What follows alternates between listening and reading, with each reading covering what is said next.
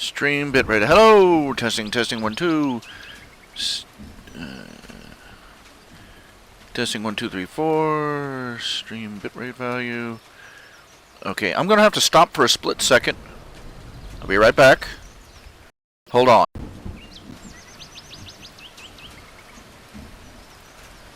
Stream bitrate. Hello! Testing, testing, 1, 2. Testing 1, 2, 3, 4. Stream bitrate value. I have to stop for a split second. Okay. Okay, let's try this again. Okay, testing, testing, 1, 2, testing 1, 2, 3, 4.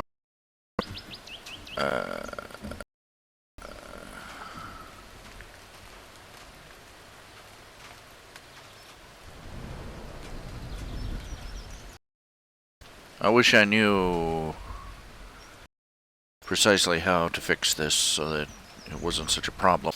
But we're live, we're on the air, sort of. A rainbow. That's awesome. There, sing hey ho. What's up?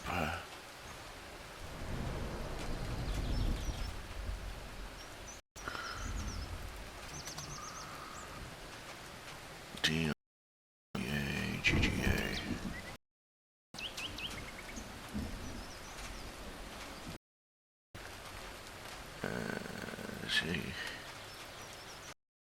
CGA.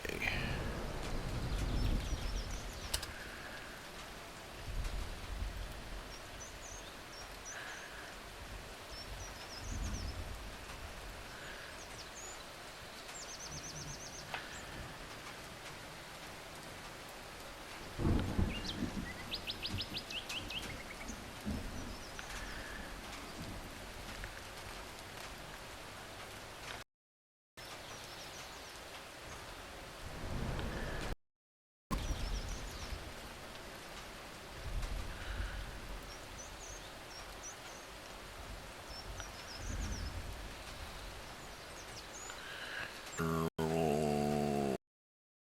don't know.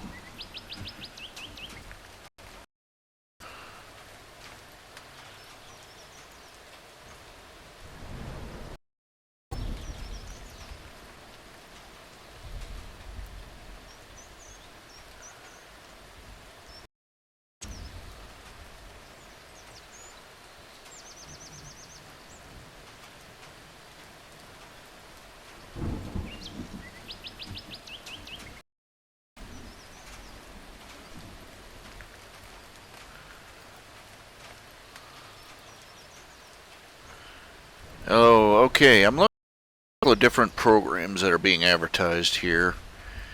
I want a quick and dirty spaceship designer now.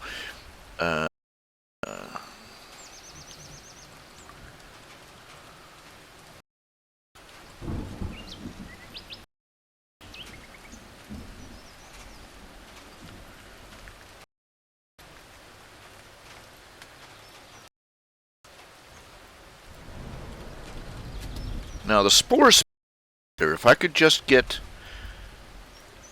that program by itself.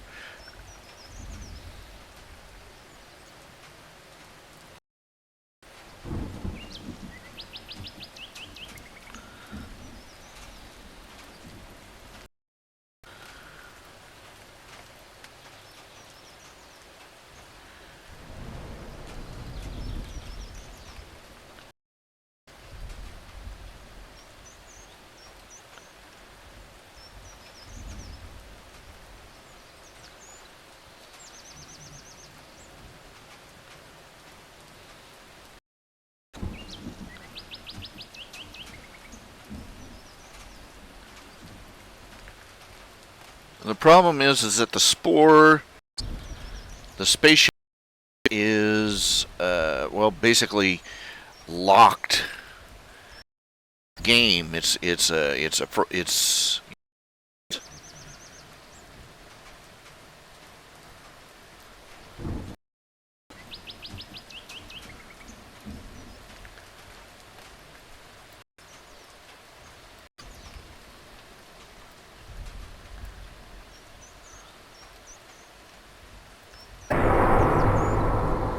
Whoa. Ow! Oh, God. Okay, that's not what I needed. Uh,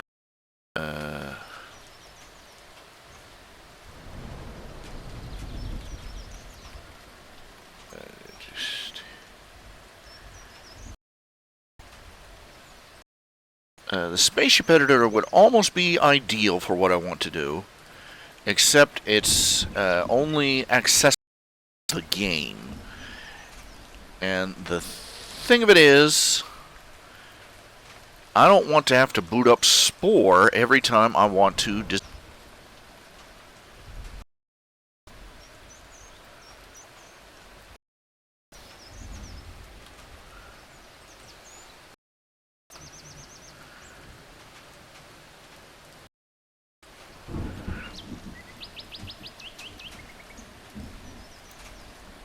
I don't want to go as far as I don't want to learn 3D modeling from the ground up. I just want a basic tool that I need to do what I want. They've got things, that programs that almost hit the mark for that narrow window.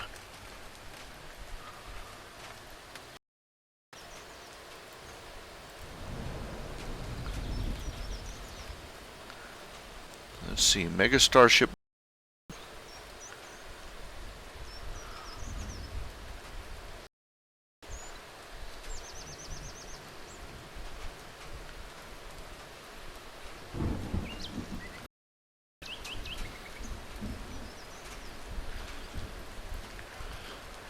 I don't want to have to learn a whole new computer program. I just want a basic, cheap, simple tool. And you've got programs here that come almost up to what I want. Almost.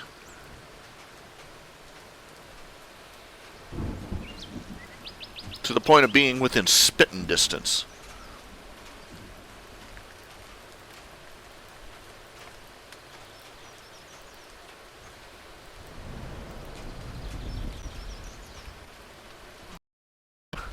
Oh, let's here. The Mega Starship Builder Kit. This is $40. It's basically a collection of model bits and pieces. Another program. Unity, apparently.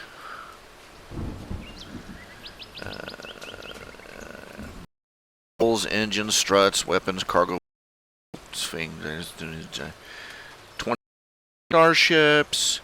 4 levels of damage tech. Then the next year, learning a new art program.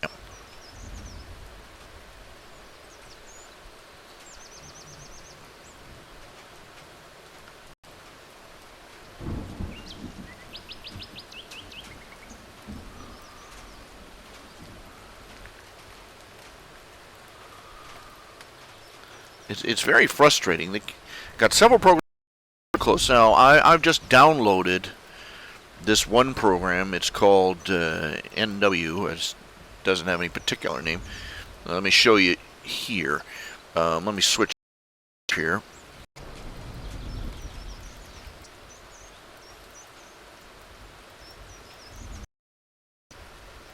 And let's see here. Well, it's not exactly come with a instruction manual.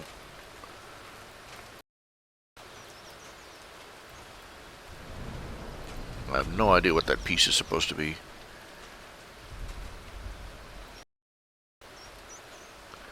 It gives you a sort of 3D effect, but I'm trying to figure out how to rotate the camera, and I can't.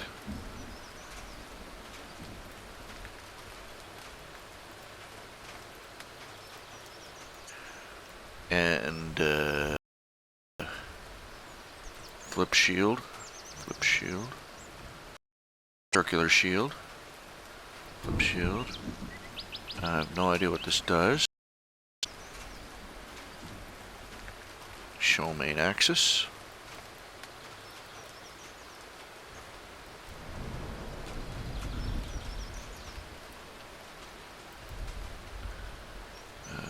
I have no idea what this does.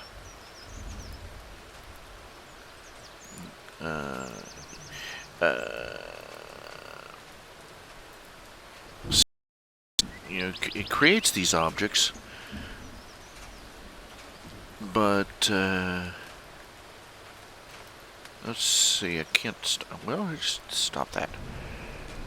Create a new one. Here we go.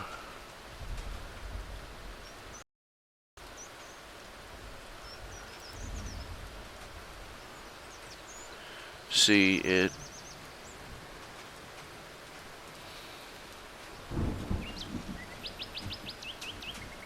Toroidal habitat module. Fuel tank.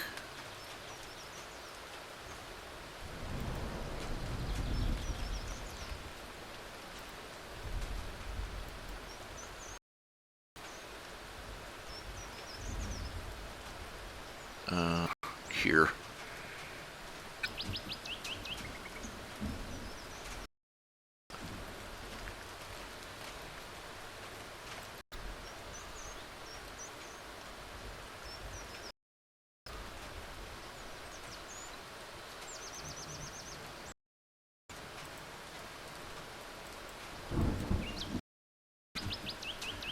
Well, as you can see,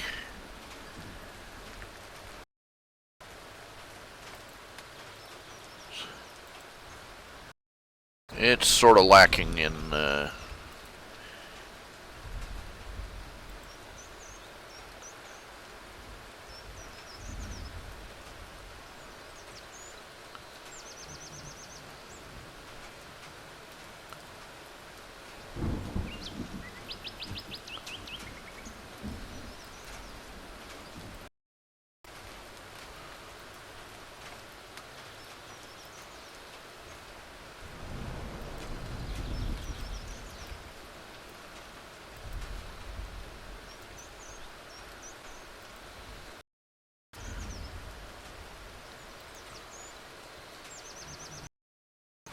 see, it looks, it operates on the principle of you looking straight down.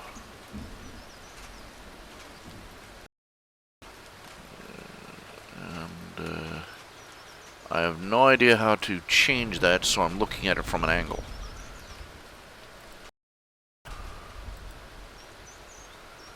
One-sided radio. This is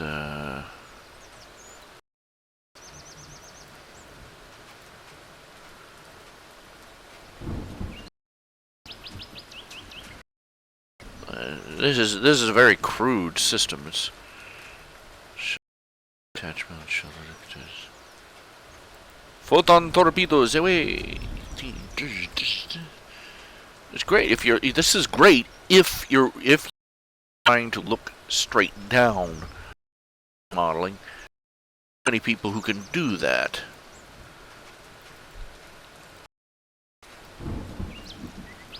Aha ha ha. We're learning.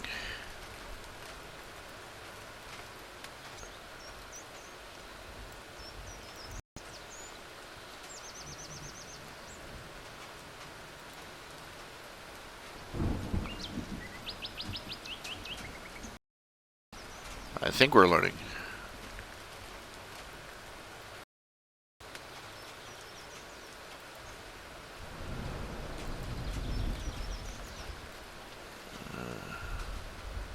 Oh, okay.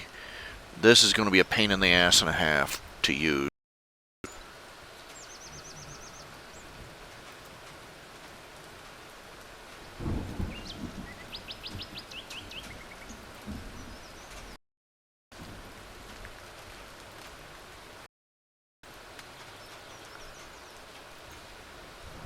There's no okay.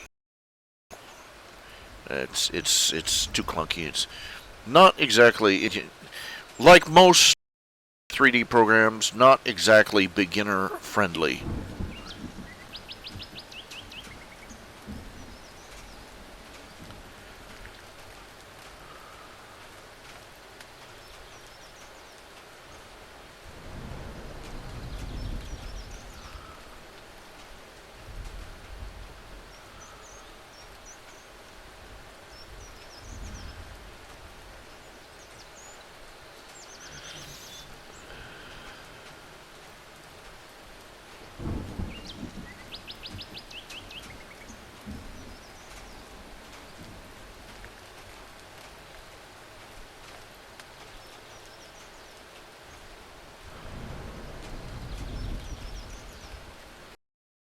Okay, let's see here.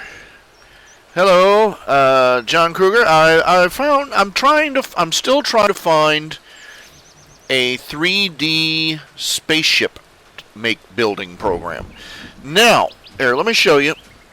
Now, I do have one program, Spore. Here, let me just pull up the. Is it this one or is it that one? Is Origin. Spore comes with a built-in 3D spaceship designer. It's a snap to use. Very easy to use. But the problem is, the eensy-weensy problem is that it's built into the game.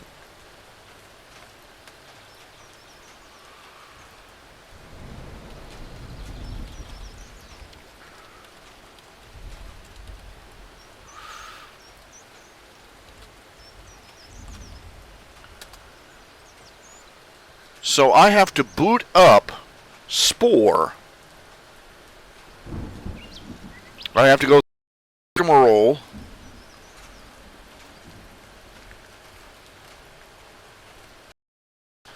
To boot up the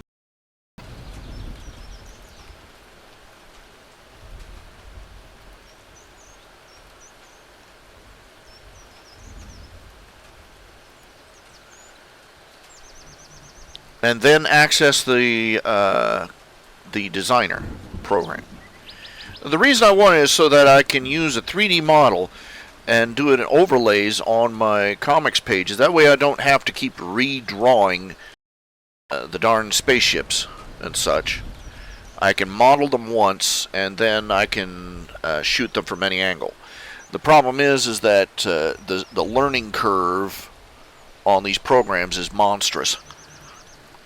Either the program is too simplistic and won't give me enough flexibility, expects you to learn.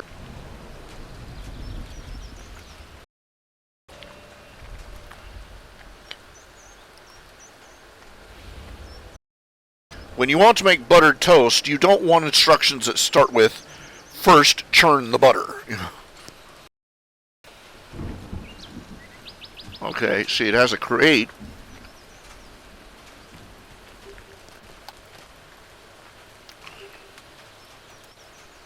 Multiple spore created. What is? What?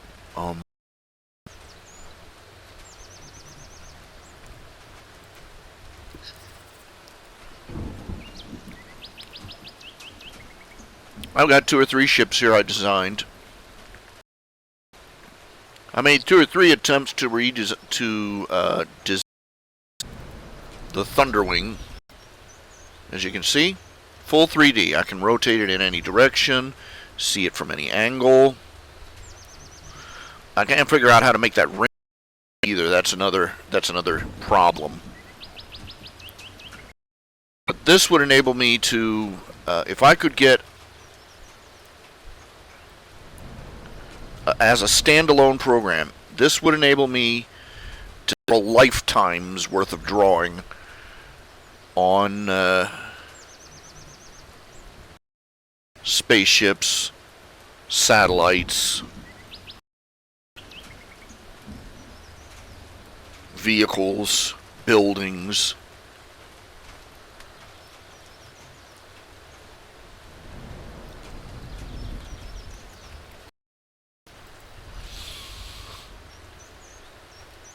Of course, one of the but of course, this program is available as a standalone.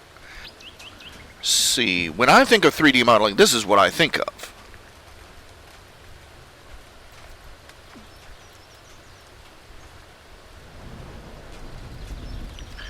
Okay, I can take any shape. See, look how it's made. It is so intuitive.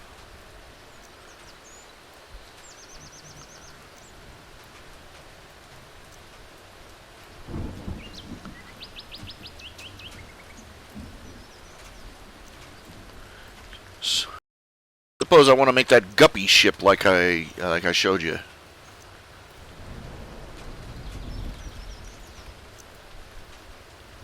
I can scale it up. I can scale it down. And just completely on the fly. I'm not even thinking about this. I'm just doing it.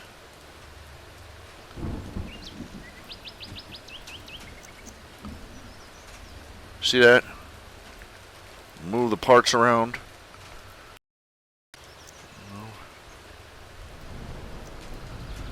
It has upward limits, so I can't exactly do exactly.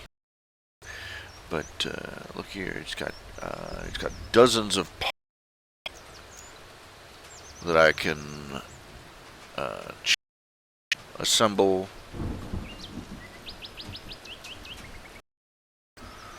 I can make any pie.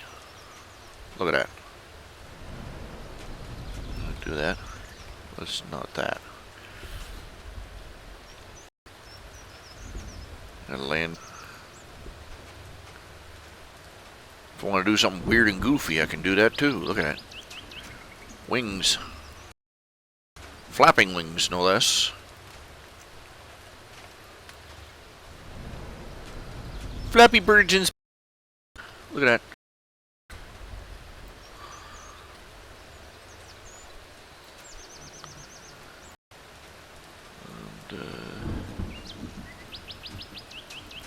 Or if I want to do something different. Look at that. I can design any kind of ship I want. Piece of cake. Look at that. And it's intuitive. It's so easy to use.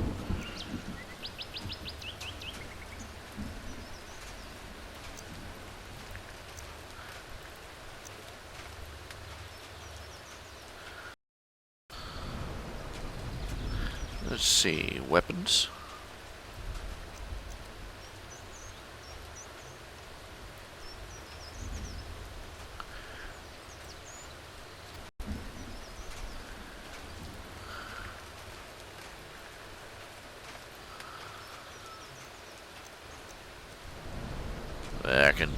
You can do it dual, you can do it single. Don't know why it's facing them backwards. Sometimes it's,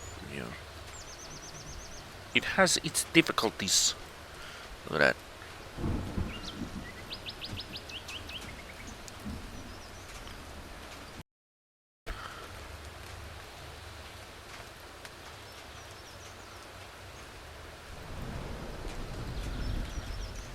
Okay, you just play.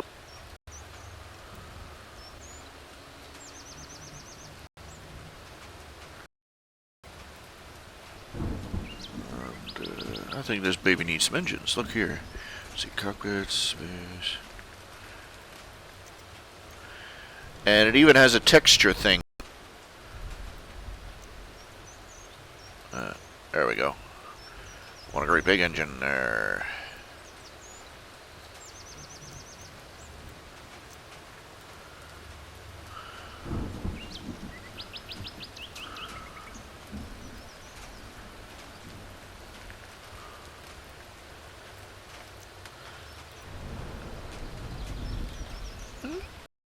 It's just all these little awesome things you can add. It's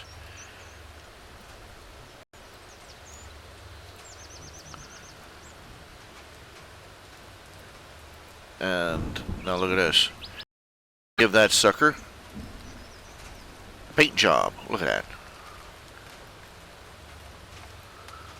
Give it any look I want and do something totally original.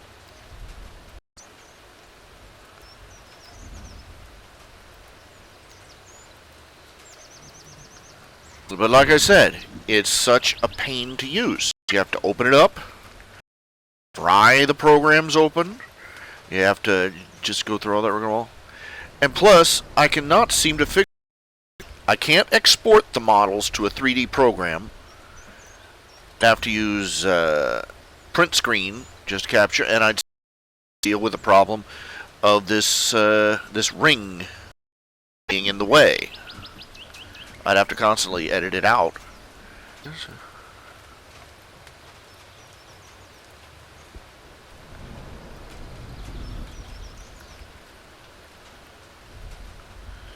So, you know, it's... Look at that. 5-10 minutes and I've designed a new spaceship. A new spaceship which I can rotate from any direction, photograph from any direction. But, again, Spore. It's, you know, just, if I could just... I have been digging around. I've been trying to find a place where I could download the spaceship creator from this program as a standalone program. You can get a feature creator from Spore as a standalone, but not this one.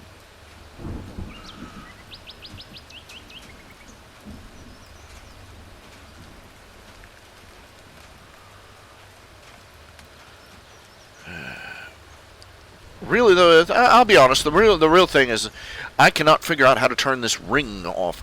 I can shoot it down from low angle, export the model as a 3D model to other programs. If I could figure that out, I could work my way around that.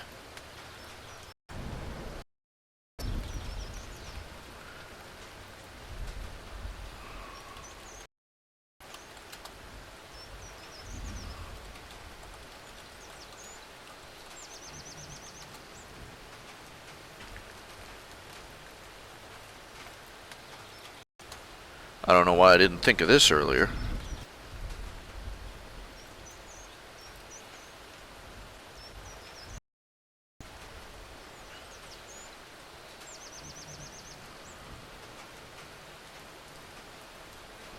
There's a whole system guide on how to export spore creatures. Let's see here. Let me write this down for future.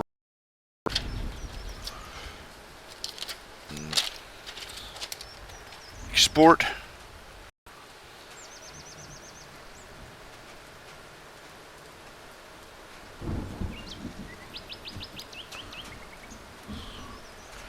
to Maya using colada. If you like pina colada.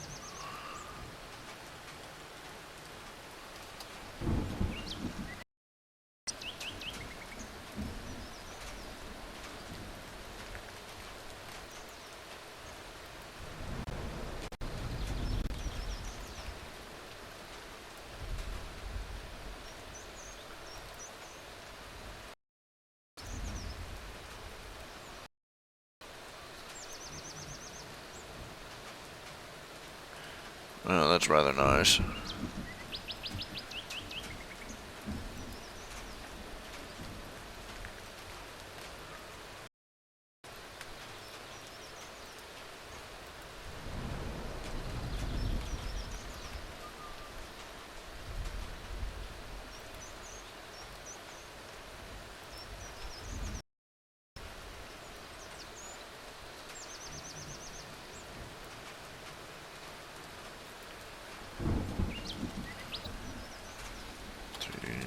X.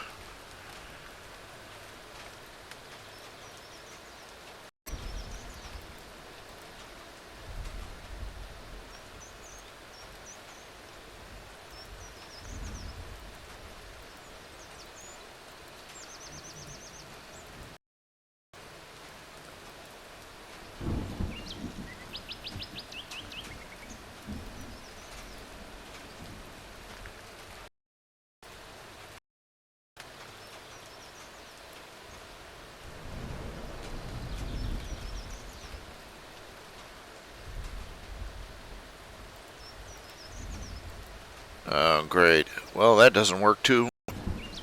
Yeah. Almost.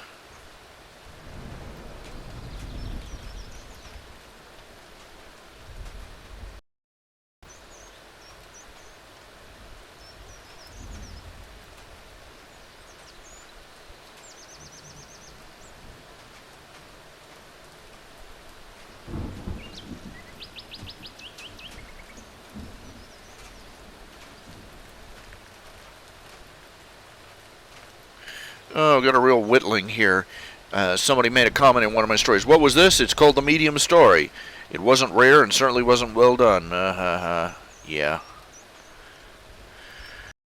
Your mama.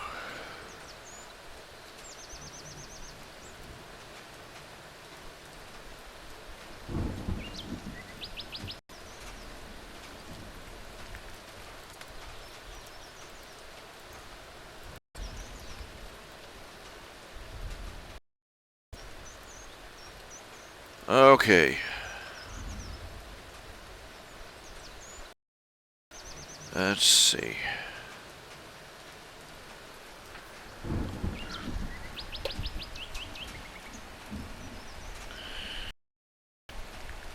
I mean, they've got a winner right there. They've got a program right there that's a real winner.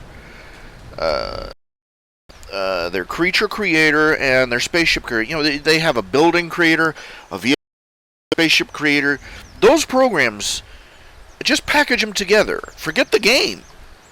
Just package them together and set it up so that you can export the images or the models. And blam, you've got instant success right there. It's rather focused on bilateral symmetry, but what the heck. There are workarounds for that. But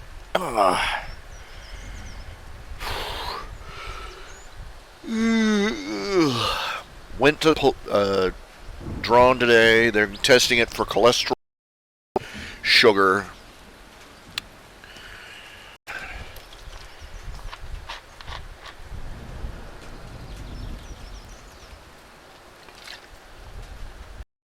The wagon on my diet the past day or so.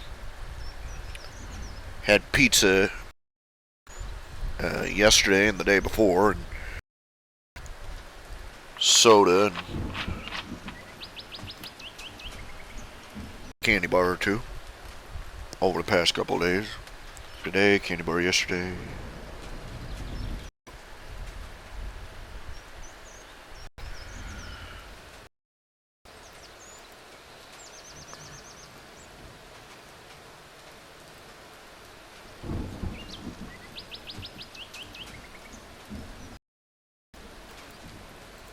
Three better. Let's see, maybe something.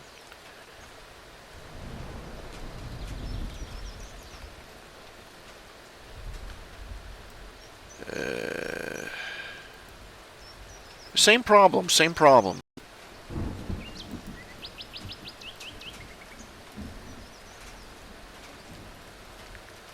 Well, you get a limited palette, you'd be amazed at what they can do.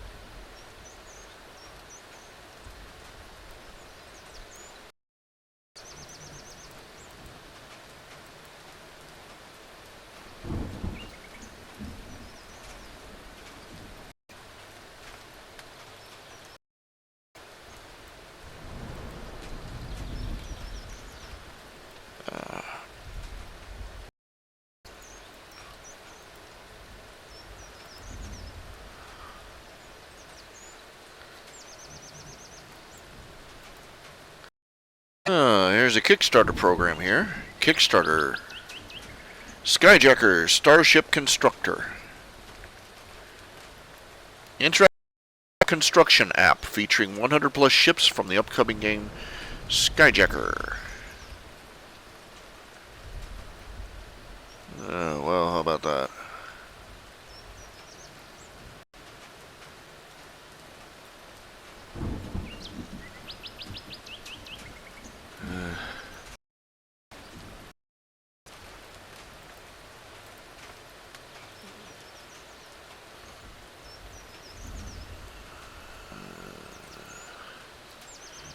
Nothing.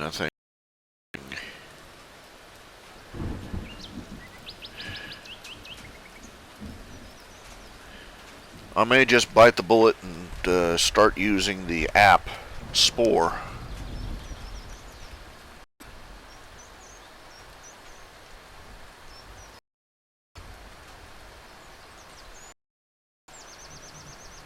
Lord, what a pain in the butt.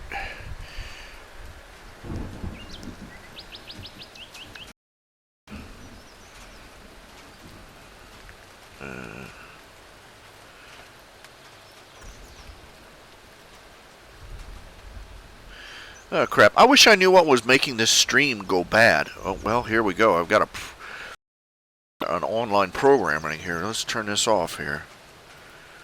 Just turn this off.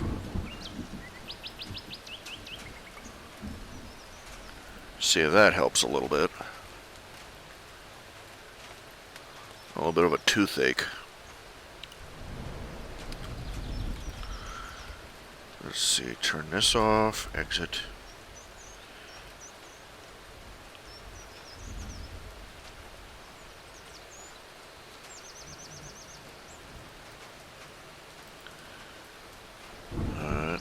Okay.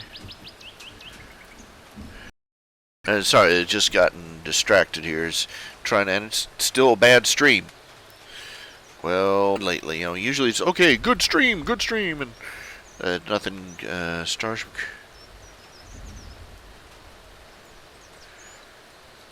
StarshipCreator.com.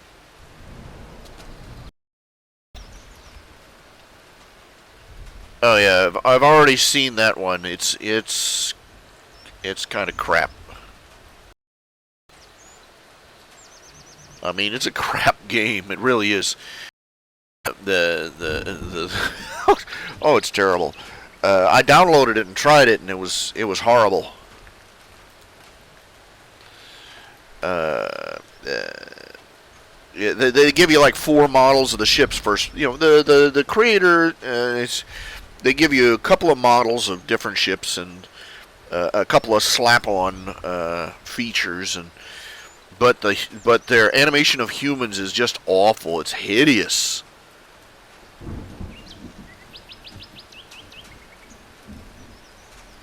Yeah.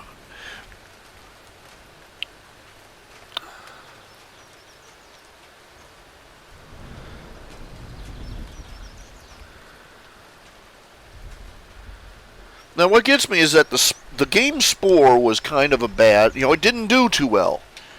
It really didn't do too well. It was kind of a letdown as far as most people were concerned. Didn't live up to the hype.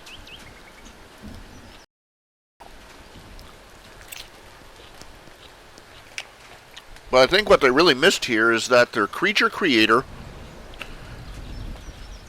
their 3D modeling program, their object creator. I mean, that was an innovative breakthrough. It is the easiest to use 3D program I've ever seen in my life. Okay.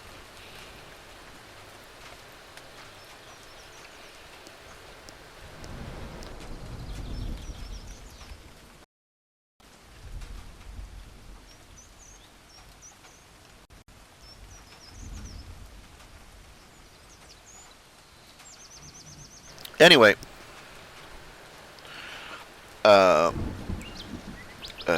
it was a program that was designed with basic primary shapes.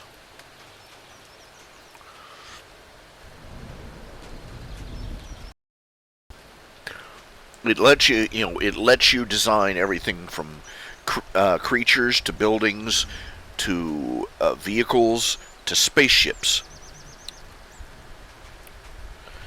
And it was so intuitive. I didn't, you hardly needed any instruction at all to use it. I just went into it and blah blah blah blah blah blah, and got all sorts of fabulous results with it.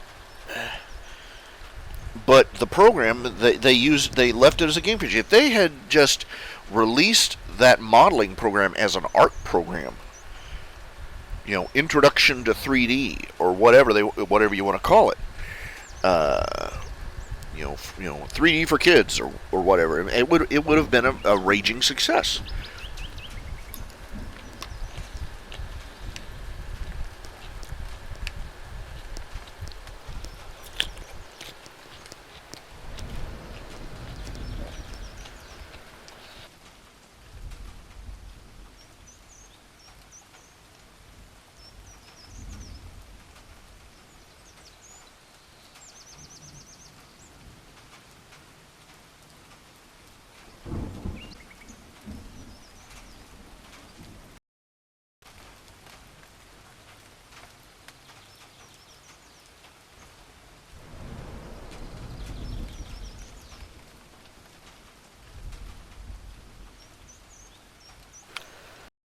Excuse me.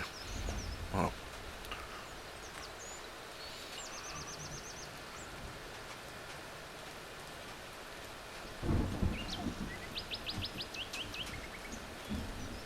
Yeah, that Shapeways program, the problem is it's totally random. You type in a name and it randomly generates a spaceship. And there's no control over it. They look nifty at first. The first for 4 or 5 different designs do, but no.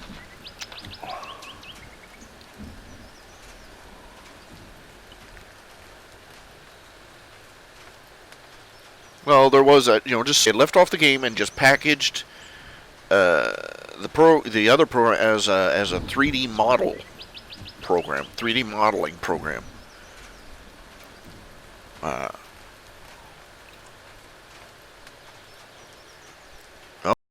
what do I know? I'm just the.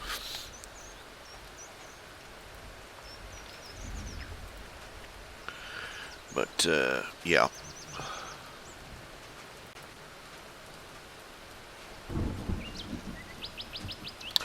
Why does this thing keep deleting those images I add?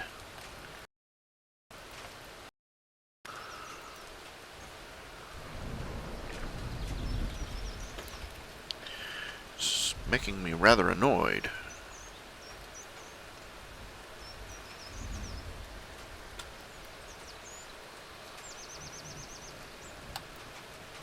There we go.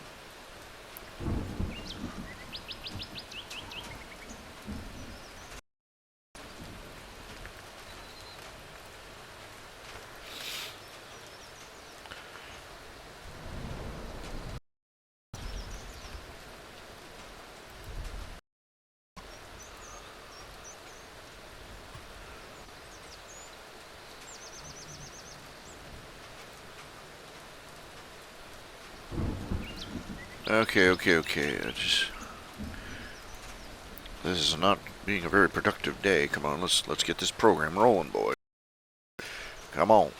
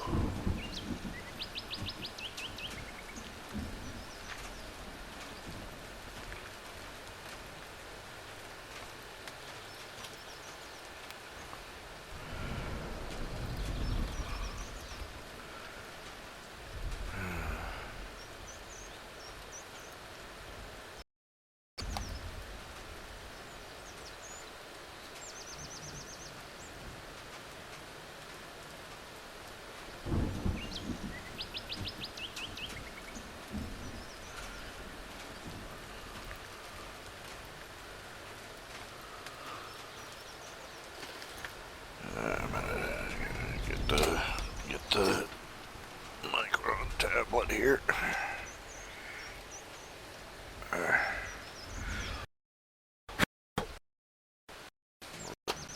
That. Where'd it go? Where'd my stylus go this time? That happens.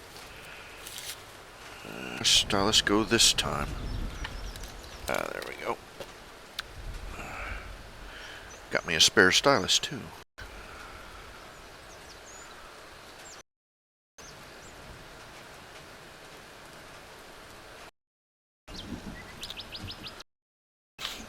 Excuse me.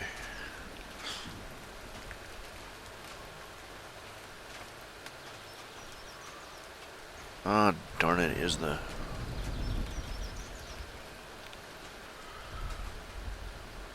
My tablet, pen tablet properties. Okay, I gotta reload the stupid...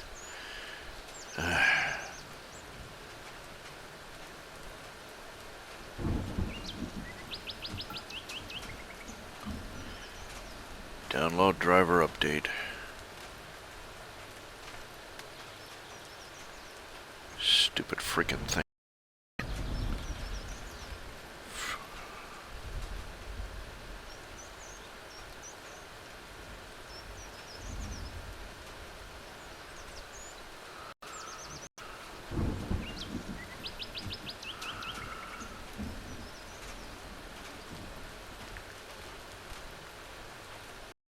Dang driver gets deleted or something.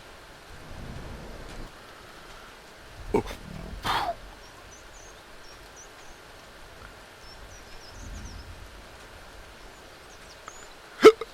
Excuse me. I got the hiccups. Great, lovely.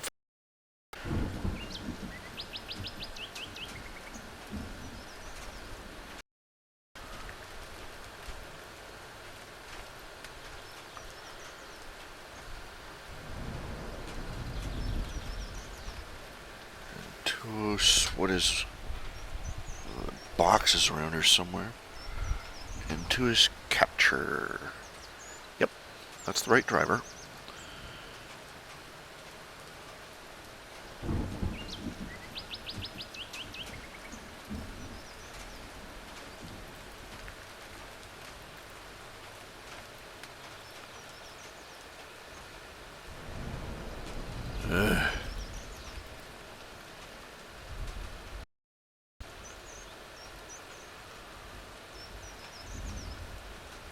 My computer is a digital dumbass.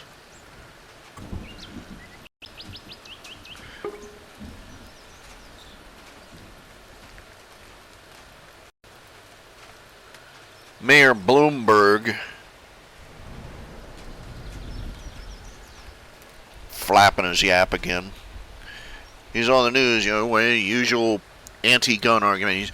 Well, when I was I don't think I was mature enough to handle a gun when I was 19. Neither was anybody else I knew. I just wasn't, ready to handle a gun. Well, you see, Mr. Bloomberg, that's because you're a pussy. Okay? There's some. If you were not mature enough to, you were afraid to handle a gun at the age of 19, it's because you were a pussy. And because your friends were all pussies. Because, as I recall, when you were 19, the average 19-year-old was over in Vietnam, carrying a semi-automatic around all day long.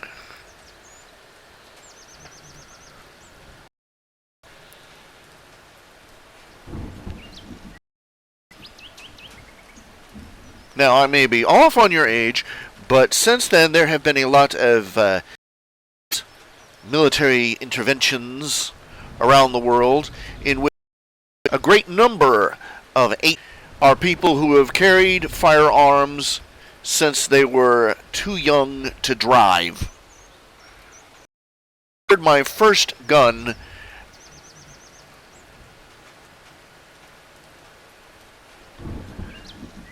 and I was considered a late starter.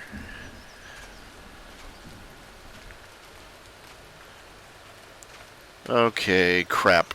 In order to reboot, I have to reboot everything. If I do, I'll have to restart later. Crap. Oh well.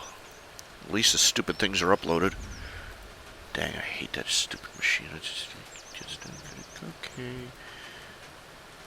Please reboot your system. What the frag?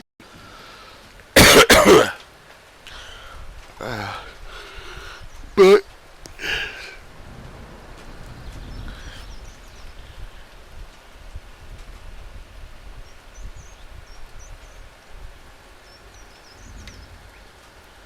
no, Mr. Bloomberg. Mr. Bloomberg, mayor of New York City, the man who wets his pants at the notion of an American citizen carrying around a big gulp. Ah! Oh my gosh!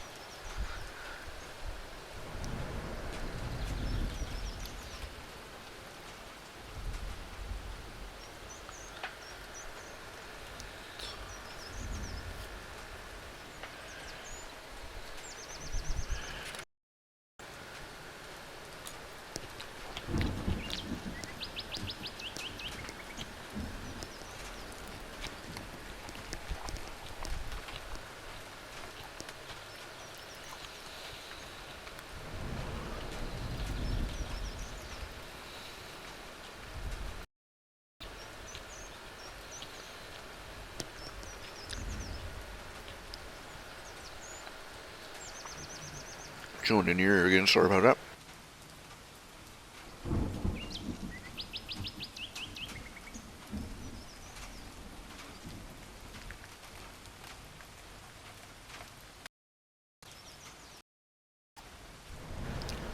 Well,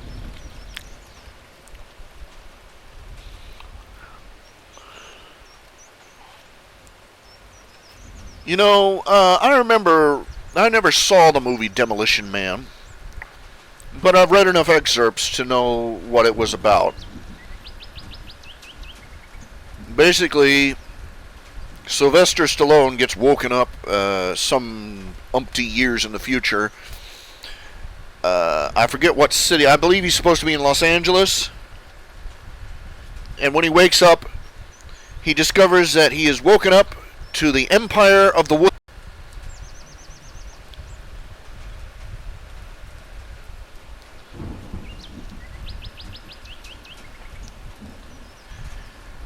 They can't drink, they can't smoke, they can't eat meat. They can't even swear. They get the government has machines standing around that levy language in public. They've got the police are absolutely useless.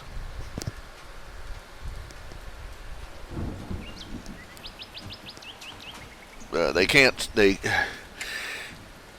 It's just basically a liberal nanny state mess.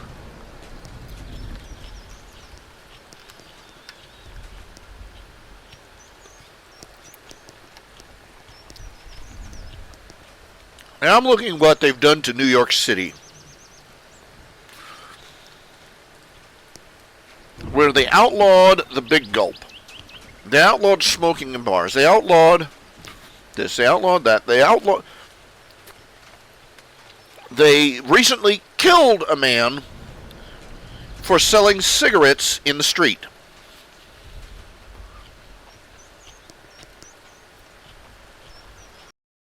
How you die? Oh, he was resisting arrest.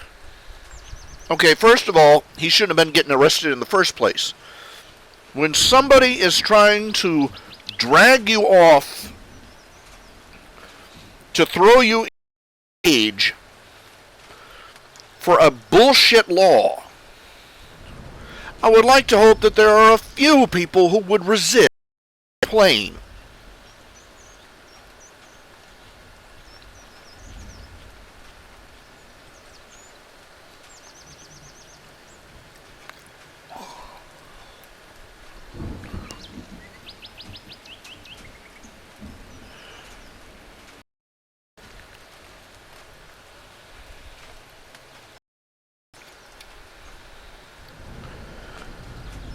But setting that aside, They're not supposed to put anybody in a chokehold.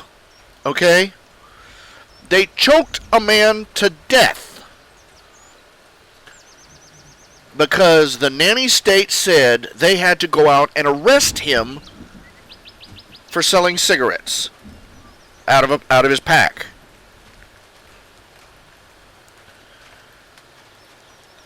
And I'm looking at what New York has become, where they can't get a full-size soda now. Where the mayor thinks it's his job to run around and stick his fingers in your kid's school lunch, lick it and make sure that you don't have too much cholesterol or sugar in it. I'm like, Demolition Man was supposed to be satire. It was supposed to be satire. It wasn't a how-to manual on how to run New York City.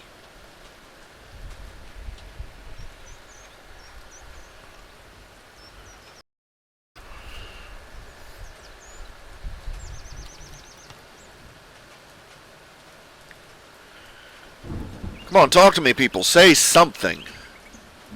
Tell me you're listening. Complain about my profane language. Say something.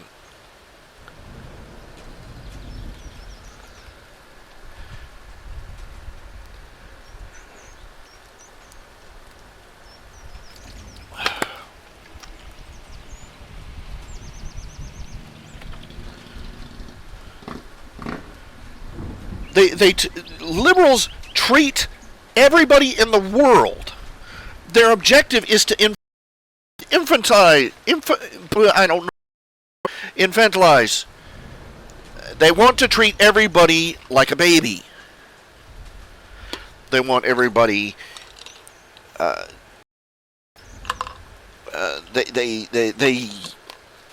want to turn our nation into a nation of diaper-clad infants. Oh, you don't need that gun. You didn't need a gun. You didn't put that little gun over there. Oh, little baby doesn't need a gun to protect themselves. Oh, don't, no. Don't. The big skirt is scary. Might give you cavities. Oh. Oh, no. Let me come over here and cut your school lunch for you. Make chew slowly.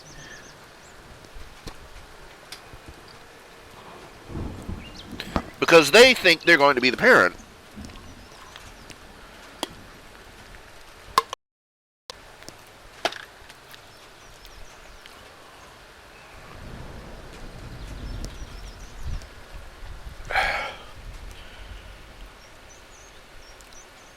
The most successful, you knowing that dystopian futures in movies and sci-fi and such.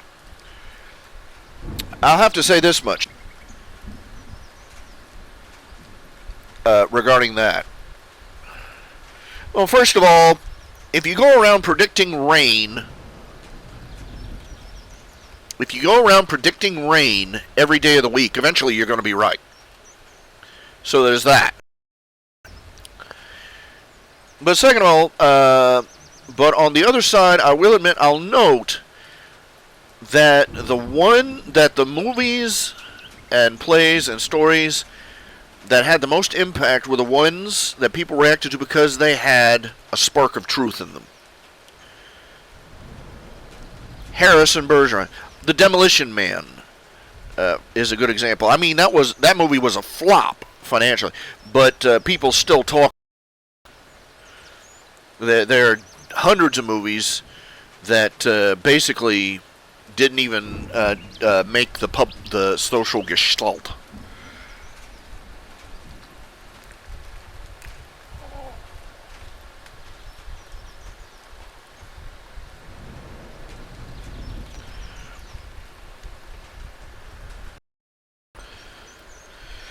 They figured out this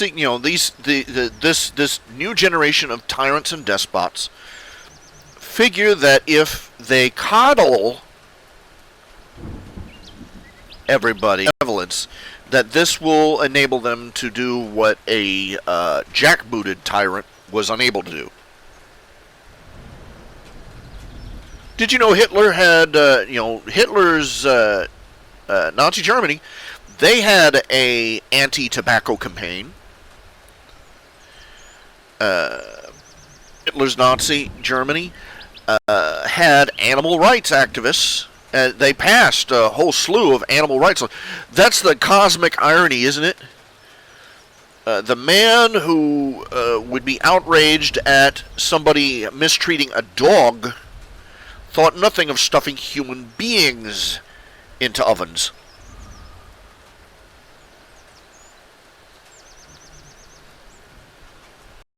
That's how it seems to go. Think about this. And you think this isn't a pattern? Those of you who say, "Oh, this is a false economy. This is Hitler ate vegetables." That's a stupid comparison. No, it isn't. Let's consider the reason people needs a swift kick in the balls. But stupid Godwin's law has made it impossible to address tyranny and define it, because every time you mention the fact that, for example, many of the policies that our government is enacting now are the same ones that the National Socialists enacted, everybody else, Godwin's law, and plugs their ears, la la la la la la la la la la, don't need to listen to you.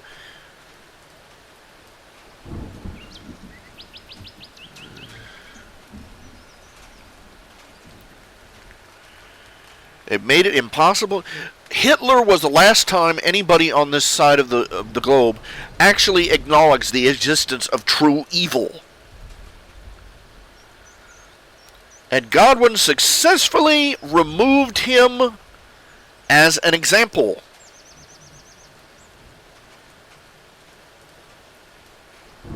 By making it illegal to reference him.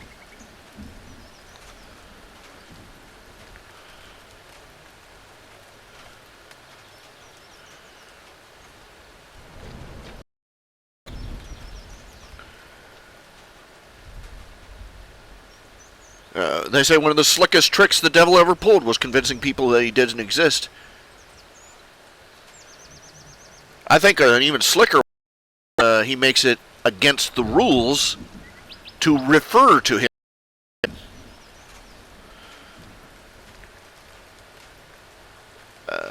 We're not allowed to address the fact that we're not allowed to, because of, Godwin's law, we're not allowed to address the fact that, by the way, our president is a socialist. He's a national socialist.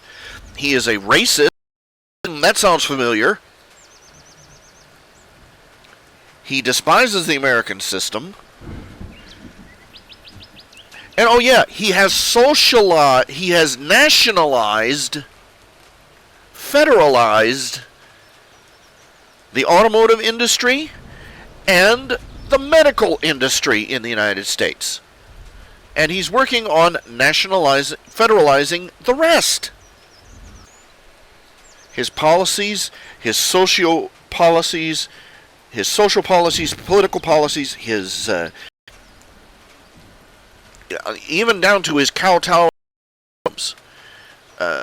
Hitler thought the Muslims were the bee's knees, basically because the Muslims were killing Jews left and right.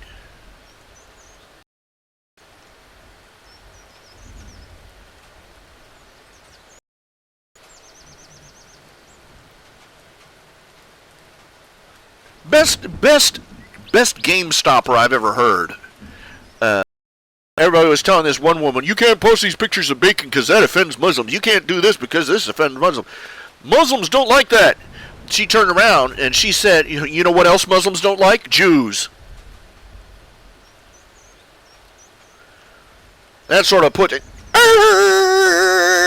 That brought the argument to a screeching halt right there.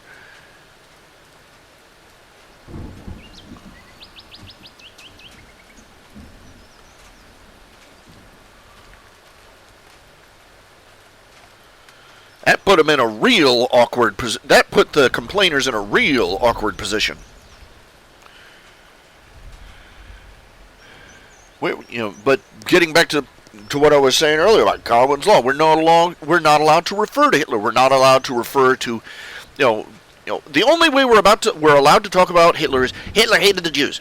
Hitler hating the Jews was a minor part, as horrifying as that is, of his entire agenda. He killed 8 million Jews in his own country. Here's the big question. How many more did he kill of everybody else?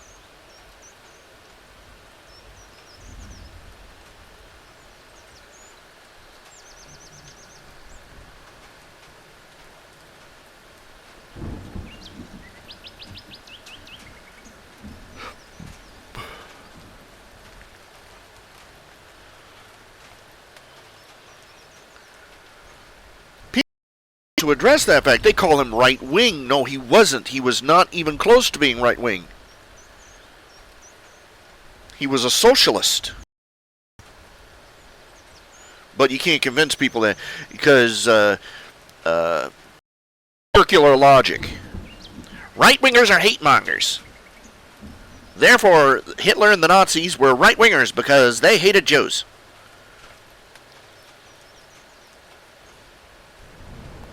And how do we know this? Because how do we know that the right-wingers are hate-mongers? Because the Nazis were right-wingers. And they don't even know what right-wing means. They just slur by association and march in a nice, tight little circle, chasing their own rear end in their so-called logic. But Hitler was a socialist. The only one that Hitler was to the right of was possibly Stalin.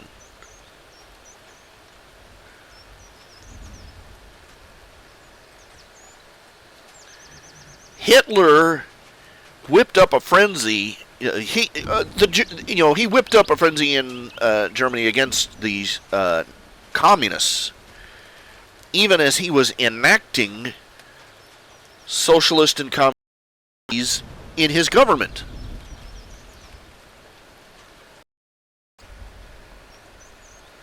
I don't think hypocrisy troubled him too much.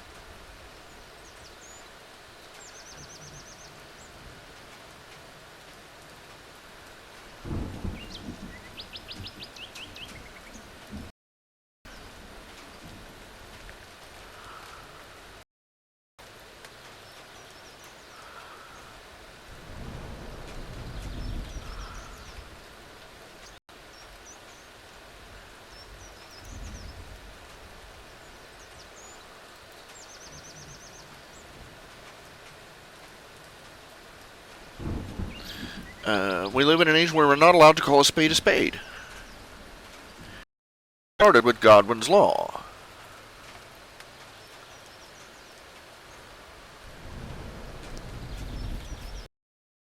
Nobody wants to address the fact that most Obama's socio-political profile matches that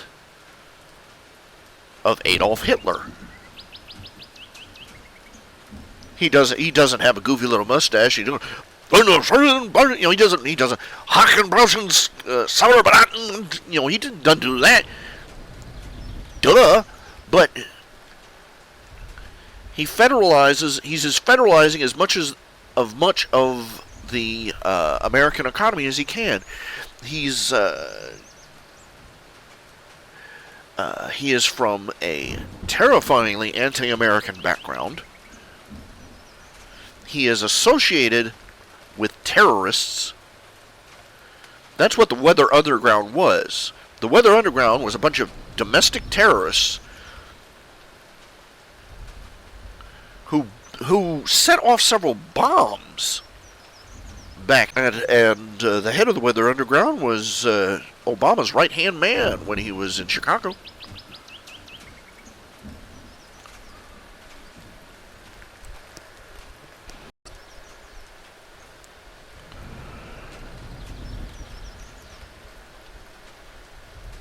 Nobody wants to talk about that. No, everybody's afraid to talk about that.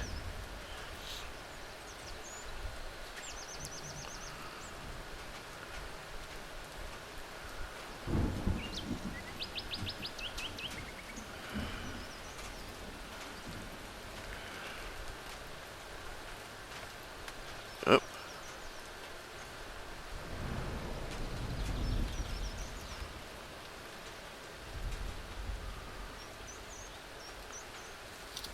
Darn thing switched around on me again. Here we go. Doggone it. I'd have to reboot the entire system to fix. Oh, doggone it.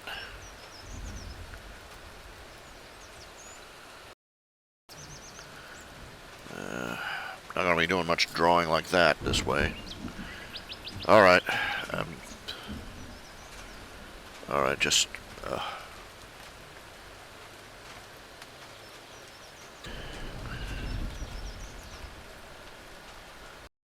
Underground. No, they were a terrorist organization back in the 60s and 70s. Militant hippies, basically. As I recall, they were responsible for several injuries and deaths with their... Oh, they bombed crap. The man that led them is walking around free as a bird. They even had a photograph in one of these stupid liberal magazines. Portrait of him standing on top of an American flag in a back alley. Just proud as you please.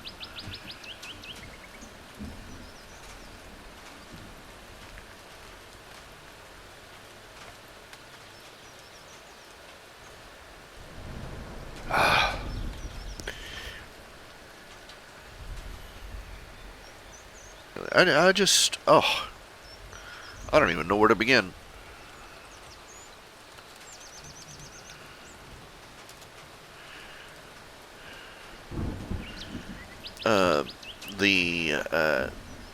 This is how all despots start out.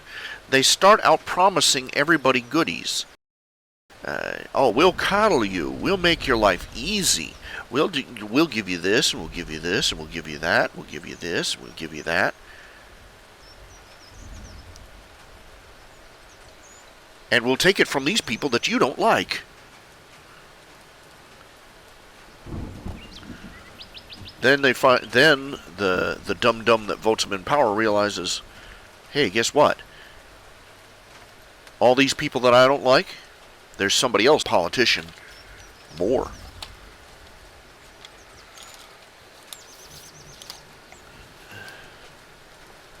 They never realize that until it's too late.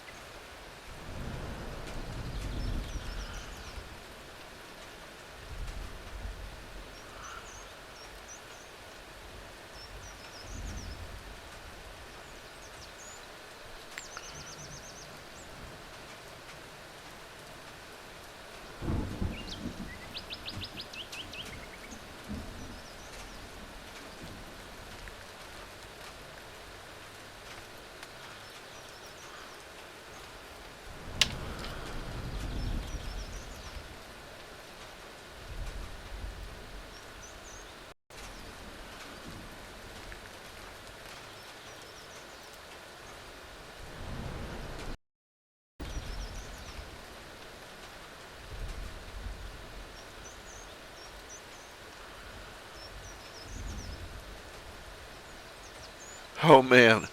Michelle Obama's draconian school lunch menus create new black market for children selling contraband salt and sugar. Look, I can't convince anybody. Look, I am a Christian. I have a, I am going to face an uphill battle, but I'm going to face an uphill battle talking to other Christians who are, unsurprisingly, of a highly liberal, conservative bent, that prohibition doesn't work. They want, I've spoken about this before. The ones I know, especially my father in particular, he's the example as far as I'm concerned. He I try to tell him this doesn't work. I mean, all that all that the booze prohibition did was make alcohol a profitable product. Gangsters existed before, and then yeah, but that's not the point. Yeah, the gangsters existed before, but government prohibition made an easy way for them to get rich.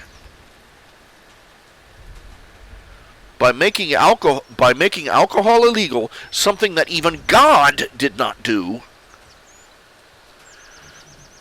I might add, from a religious perspective, the government created the black market for it. And suddenly, stuff that people used to drink just so that they wouldn't have to drink bad water, suddenly that stuff became liquid gold. Anyway, Michelle's this thing about contraband salt and sugar.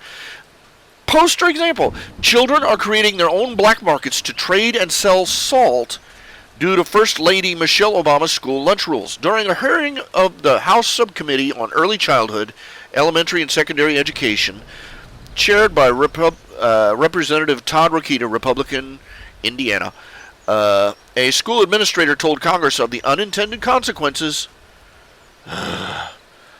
Unintended consequences ought to be called predictable as the sunrise consequences of the Healthy Hunger Free Kids Act. Perhaps the most colorful example in my district is that students have been caught bringing and even selling salt, pepper, and sugar in school to add taste to perceived bland and tasteless cafeteria food, said John S. Payne, the president of Blackford County School Board in Hartford City, Indiana. This contraband economy is just one example of many that reinforce the call for flexibility, he said. Payne noted other problems with the one-size-fits-all approach to providing healthy meals to students, including fewer kids participating in the program and higher food waste. Oh, imagine that. You don't give them enough to eat, and what you do give them tastes like crap. Imagine that. Imagine that. They throw it away. Imagine that. It tastes like crap, so they start smuggling in Twinkies and stuff. Imagine that. Never could have seen that coming, except for the last 10,000 years of human behavior.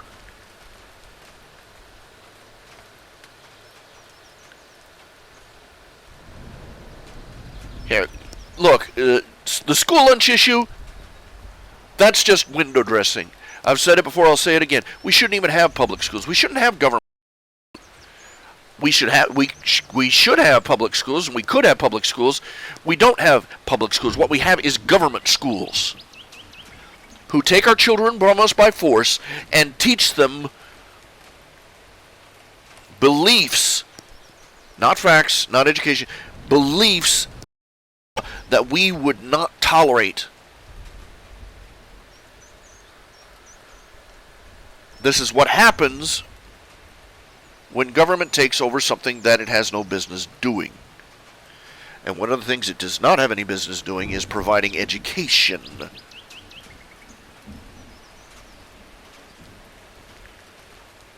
It has no providing education to the people than it has providing school lunches for them. And it sucks just as bad.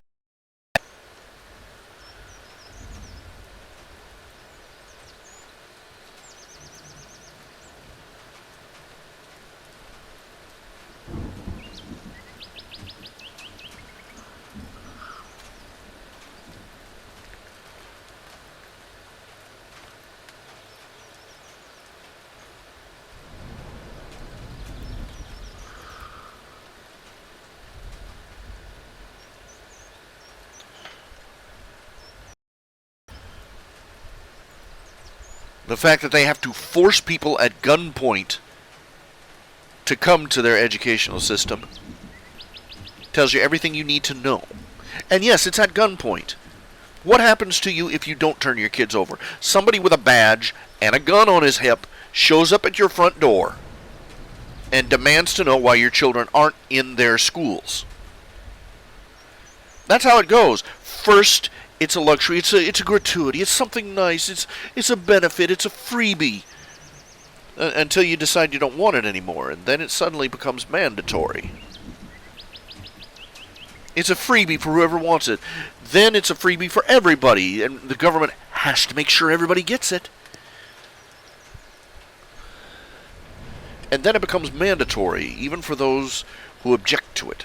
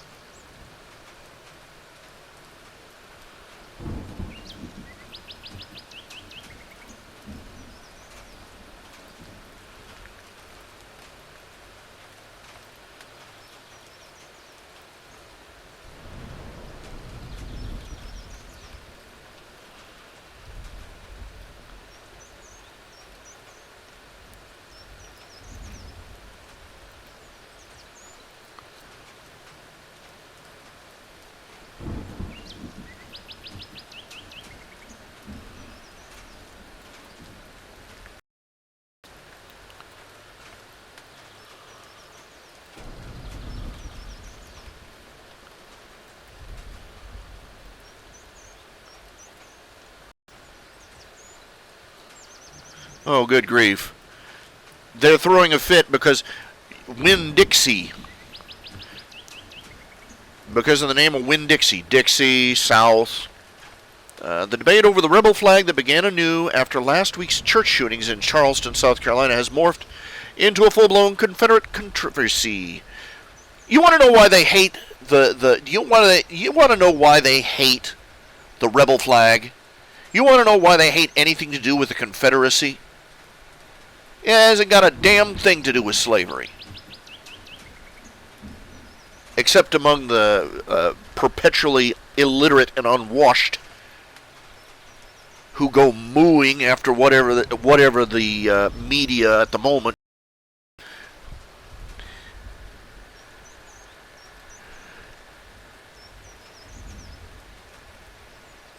You know what's really scary? It turns out that more blacks owned black slaves than whites did. Yeah, I just want to tell you that the first man who was made a lifelong slave was the property of a black man. The first, up to a certain point in America, the slaves, quote unquote, who were brought over were indentured servants. And they were released after their contracted period was up. But then along came one slave owner who insisted that the man he had brought was his property for good. And guess what? That slave owner was a black man. Surprise! Many of the slaves who were freed by the Underground Railroad went off and bought their own slaves, and not to free them. There was a higher proportion of blacks in the black population who owned slaves than there were whites in the white population.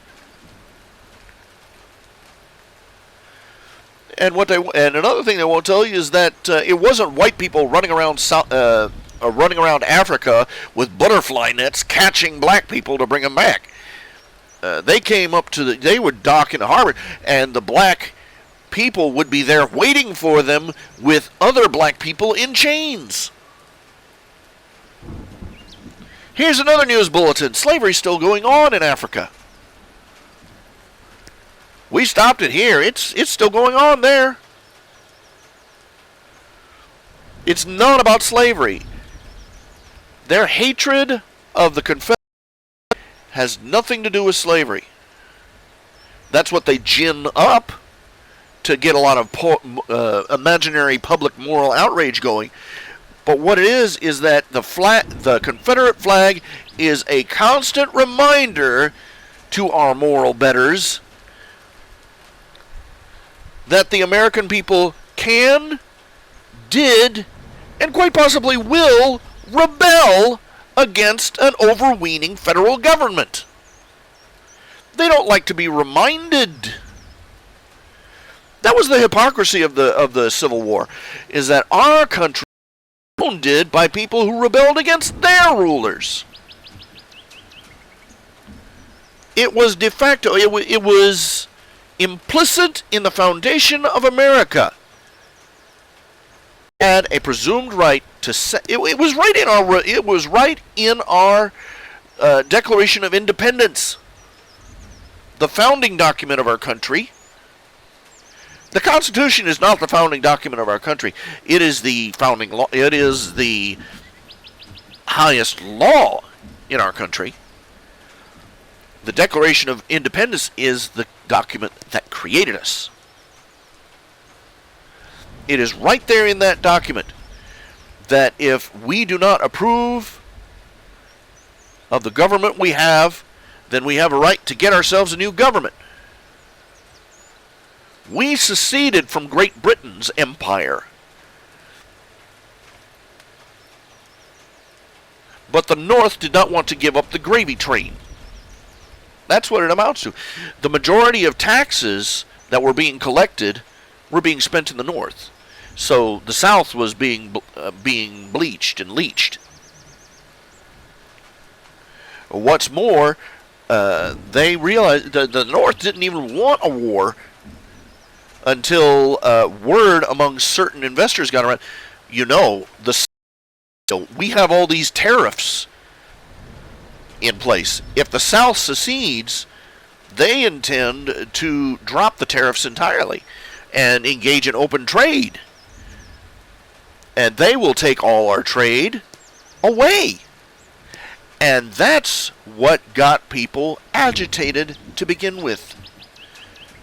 That was going to undercut them.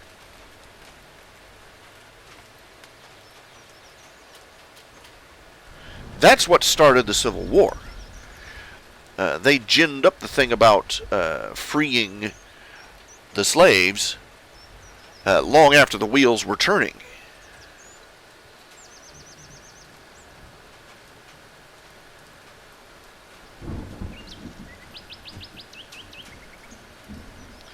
They don't hate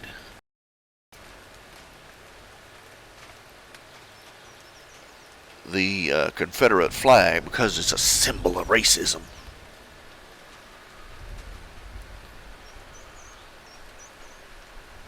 It's a symbol of the South. It's a symbol of the fact that the American people can and will, if they have to, rebel against the federal government. And the idea that we would dare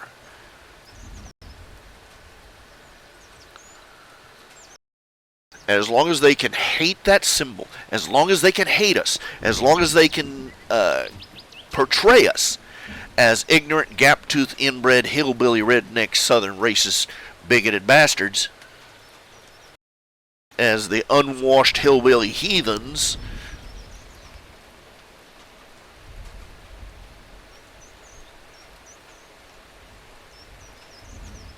they don't have to face that fact. That's why they struggle so hard to portray anybody from the South as being a gap-toothed moron. That's why anybody who doesn't have a New York or California accent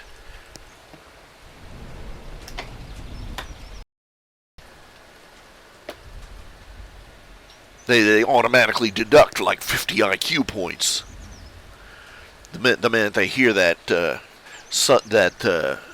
Midwestern or Southern accent.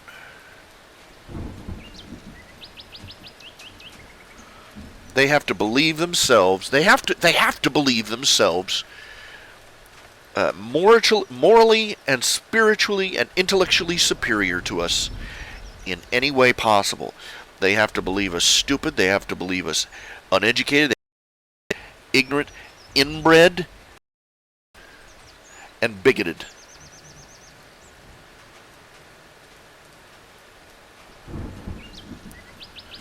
Meanwhile, they treat the African American community in their own cities and states like they're mentally handicapped children.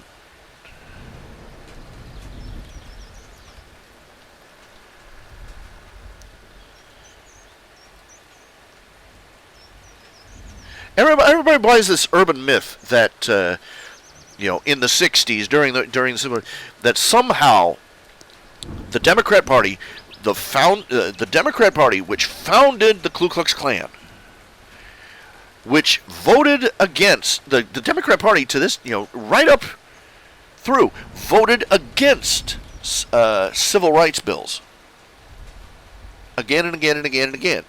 It was the Republican Party that voted for it.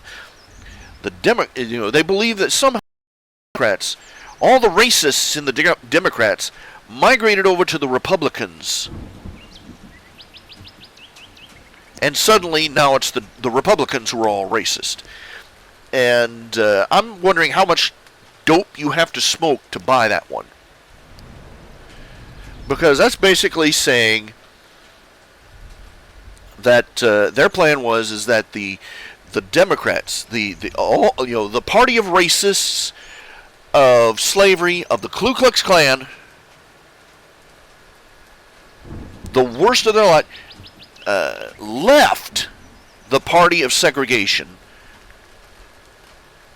and joined their sworn enemies, the Republicans. The Republicans who, Lincoln was a Republican. It was the Republicans that did, in the end, lobby slavery. Regardless, let's be honest here, of the political nastiness that led to a result, it did really, one good thing did come out of that. It was the Republicans that it was a Republican president, Ulysses S. Grant, who prosecuted against the KKK and sent troops out to round them up and arrest them. It was the Republicans who founded the NRA. And the NRA, one of the things the NRA did, doesn't make the papers very much, but the NRA, one of the earliest things they did is that they sent down members to the South, to black communities, and recruited people there. Started branch groups out there to teach the black people, the newly freed slaves, how to use firearms so they could defend themselves against the Klan and other racists.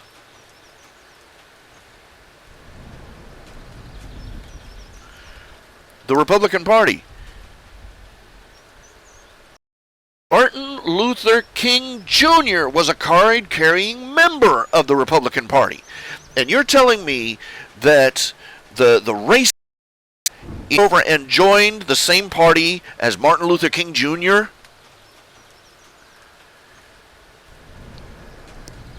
Happy birthday, favorite birthday.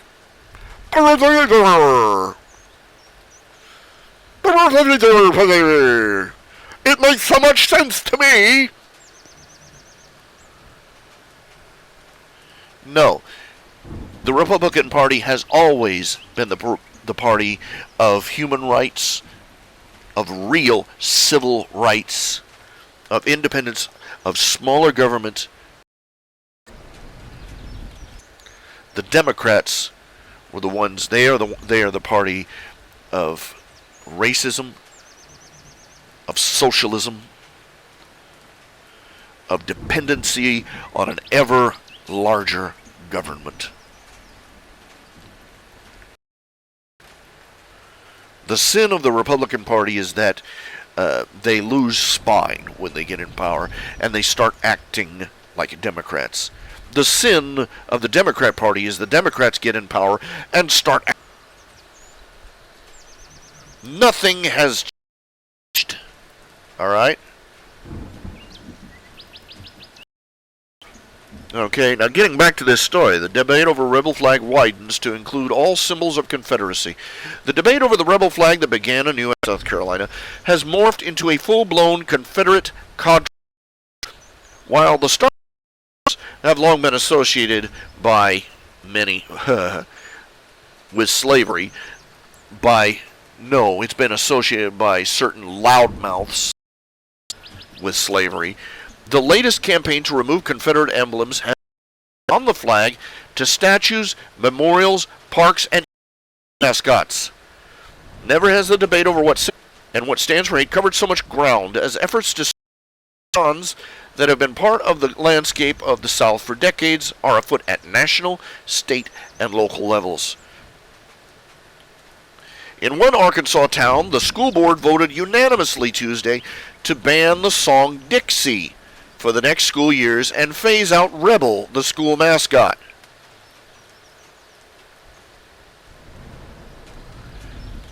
This is all liberals accomplish. Symbolic gestures. They're not helping. Well, congratulations, you banned the forever, doesn't it? Yes. Yay! No, it doesn't. You're just switching sides on who gets to be the racist. Lovely.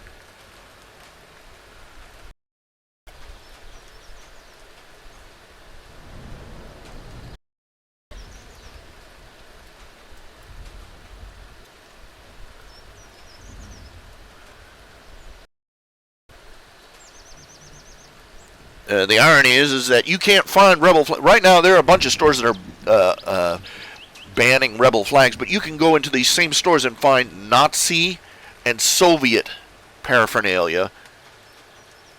Oh, I hate to break it to you, it wasn't the rebel South that had concentration camps or gulags.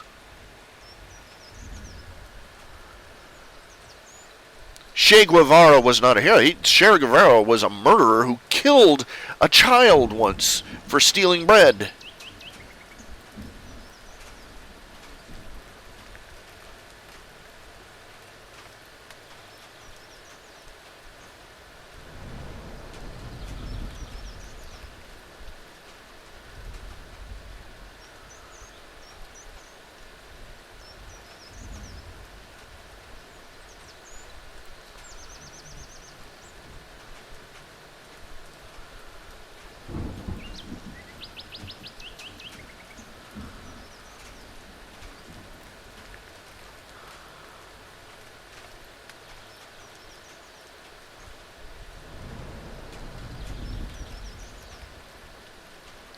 Karl Marx never ran a company, never held a political office, never oversaw any accounts, never even held a job, any job.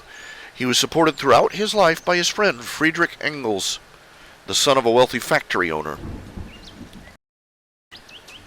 And yet he's considered by many to be the great social, political, and economic philosopher of all time.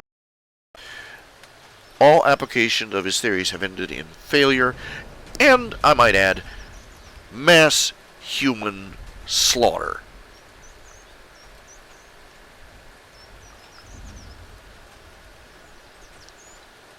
Marxist empire that has risen upon the face of the earth has been a pit of human brutality. We might add racism, because, quite frankly, when Marxism eventually turns into totalitarianism, which it cannot help but do, any more than a caterpillar can help turning into a butterfly. When it finally turns into a totalitarian empire, it has to look for scapegoats for its inevitable failures. And nebulous threats about counter-revolutionaries are fine, but to really thrill the populace, pick out a race to blame. And it's usually Jewish.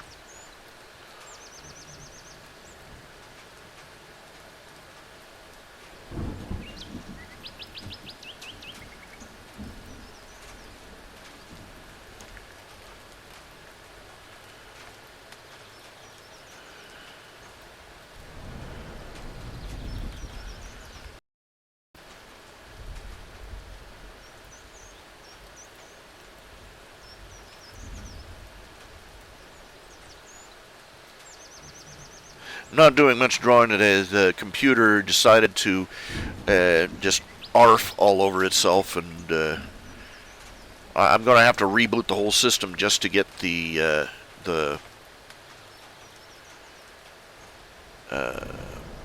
tablet working properly again.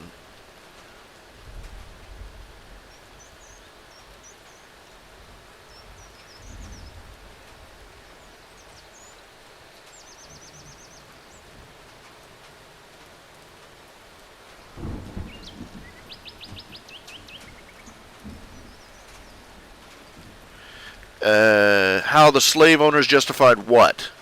Adrian Halls.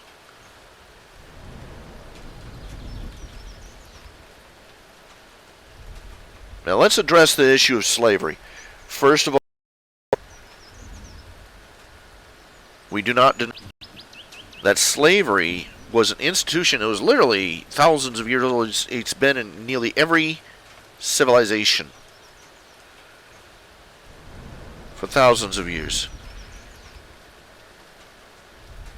It was an evil that needed to be ended, and it cost us a lot of blood.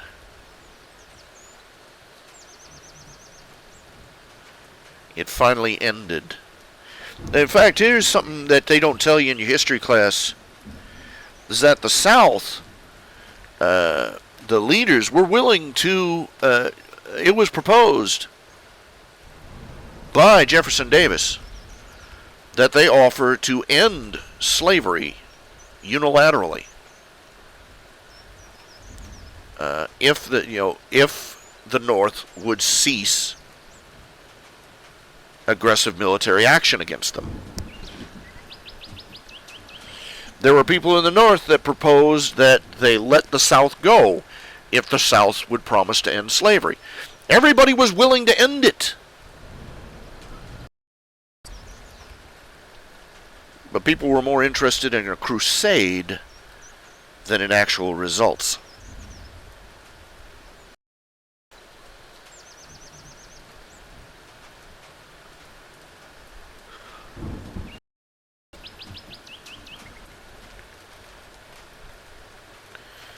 The people in the South weren't fighting to protect slavery.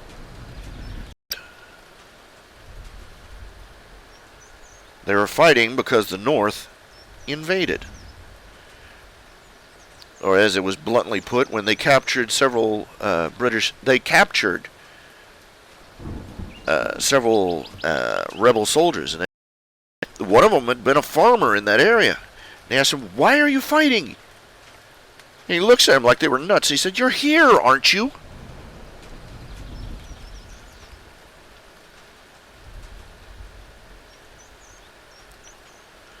They don't tell you about the blacks who fought on the side of the South either, of their own free will.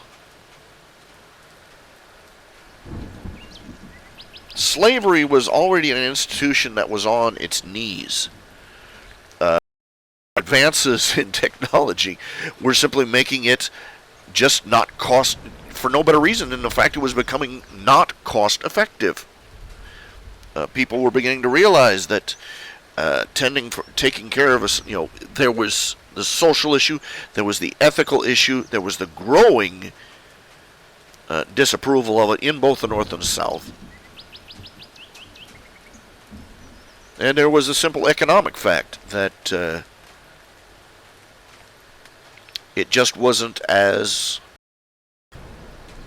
financially effective, economically effective. It was one of the mistakes people make is they assume there are a lot of people that say that the cotton gin somehow extended the longevity of slavery in the South, and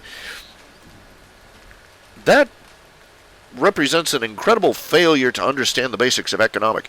If you invent a machine that can do the work of 100, either hire or enslave more men, that's an economic incentive to have fewer slaves. That should be self-evident to anybody with two brain cells to rub together.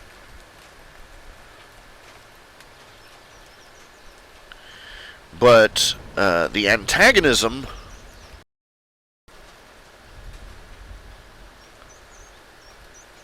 of the North against the South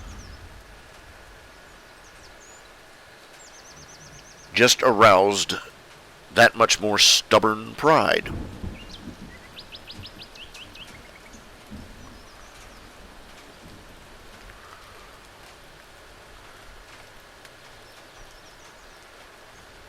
It is of note that the Emancipation Proclamation did not any of the slaves in the Union States, and there were Union States that had slaves. It was just it was a symbolic proclamation. It had about as much effect as the American government passing a law stating that Chinese hiring practices were no longer recognized as legally acceptable. The Chinese would just look at us and go, "What?"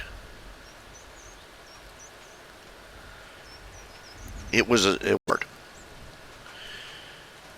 It was the end of the war. When the war finally ended, they ended slavery. But they could have done it peacefully in a dozen different ways.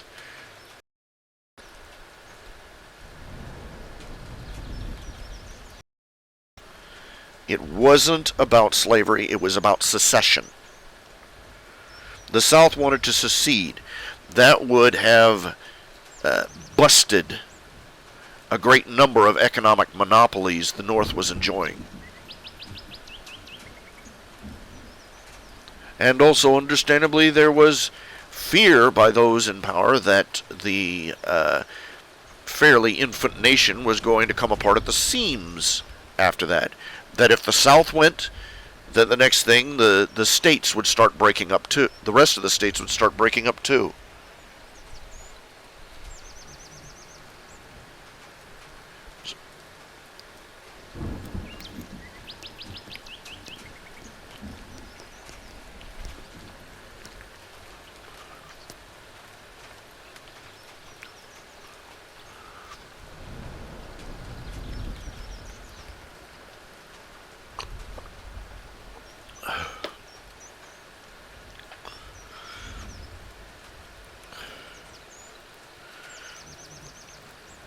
I've wandered far afield. They don't hate the symbol of the South because of racism. They have worked as hard as they can to convince everybody that the Civil War and the South was all about keeping the black man down.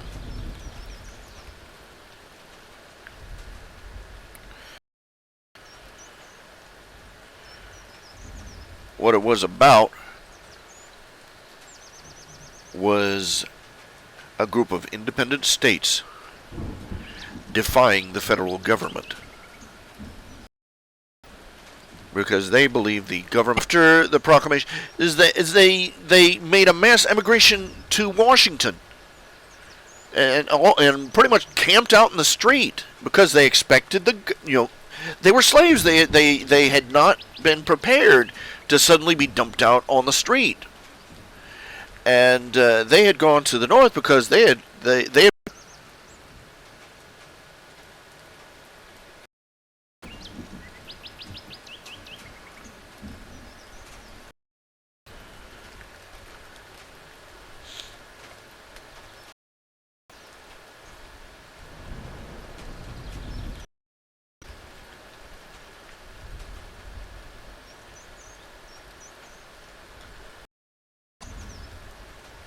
and the federal government has been promised outs ever since. What a centuries of slavery, what decades of Jim Crow laws and the like could not do, the benevolence of the federal government accomplished.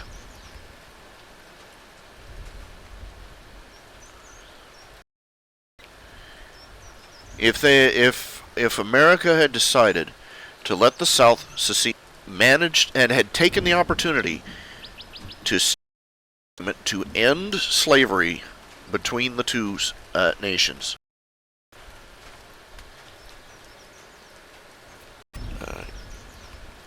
the slaves could have been freed gradually, prepared for life as independent citizens, and it would have been better all around. But that's not what happened. What could have been an amicable separation became a bloody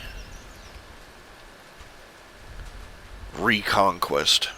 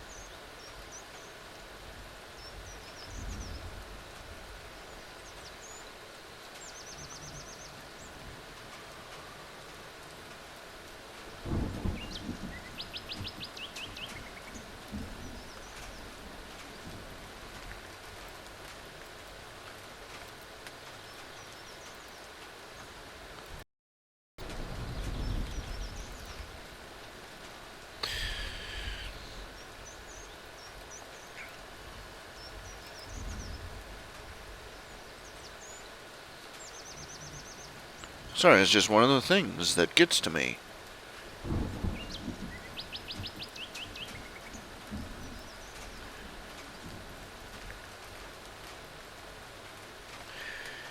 I'm afraid I'm not doing any drawing tonight. Get the drivers for the, and I'm having to I'd have to reboot the whole darn system just to get them drawing again. Doggone it! If the plug so much as wiggles, the thing reboots. I don't know. I'm working on that. Look, all this, the fact that the North could not let the South go peaceably, is the main root for all the racial strife that we're suffering today. Because it wasn't enough that the North marched down out of the South, marched on the South, and beat them into submission.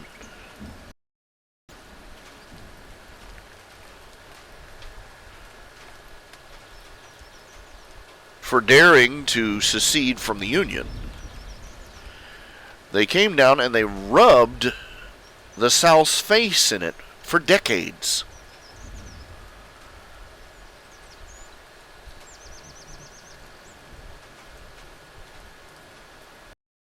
And if you don't think that that wouldn't generate a great deal of the bitterness that lies behind that racism, then you're not paying attention.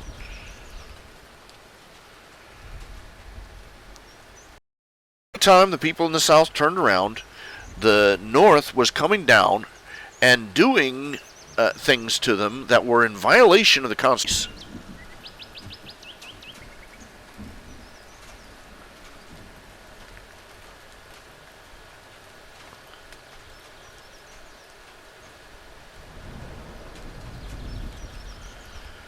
What would you expect? But that they would start, that some people would start blaming the minorities for all the indignities that have been heaped on them.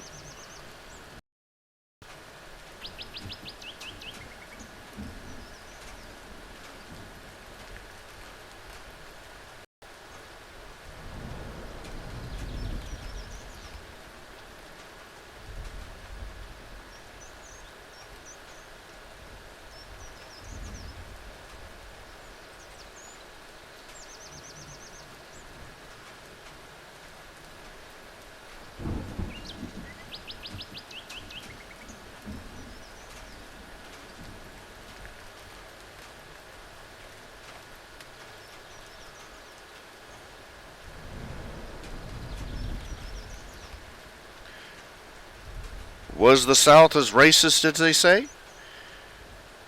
Don't know. Nobody from that time is around to talk. Oh, there was a lot of racism. I mean, shoot, when Mark... That's the irony of it. Mark Twain gets criticized as a racist writer when he was the most vivid and outspoken anti-racist you could imagine. His writing is an ongoing satire and criticism of racism and racist attitudes.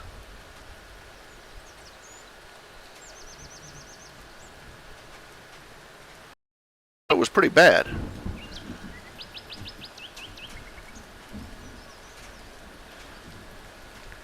But was it bad enough to justify the entire country violating the Constitution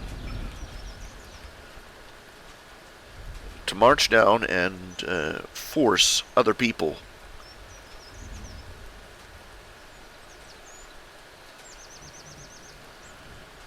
back into a union they wished to leave?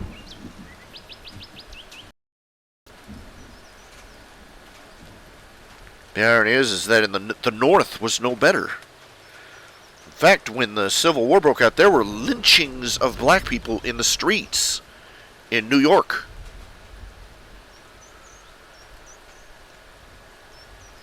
It sucked to be black anywhere.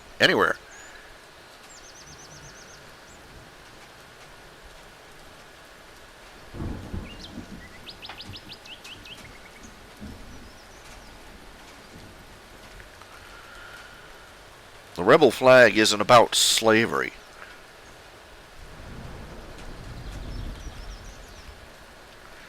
It's about people who long ago set the issues of the racial issue aside, but kept the important part of what they stood for, that they did not want to be subjugated by an overweening federal government.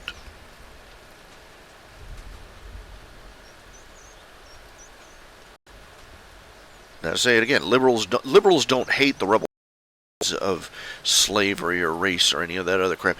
Most liberals are racists of their own. You know, they, instead of spitting and hating them, they patronize minorities. So which is worse? To be, I say, condescension.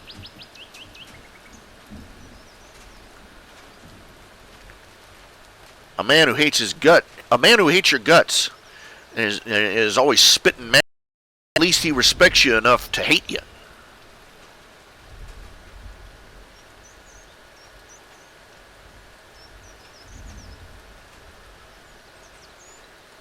A condescending person regards you like an idiot child.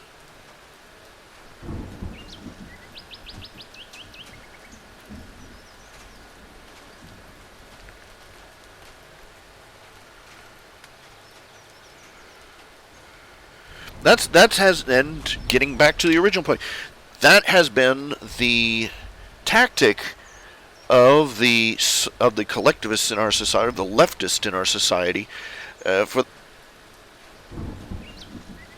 because people will forgive you for being patronizing faster than they will forgive you for being hateful, which is stupid, because the patronizing person will do you millions of times more harm.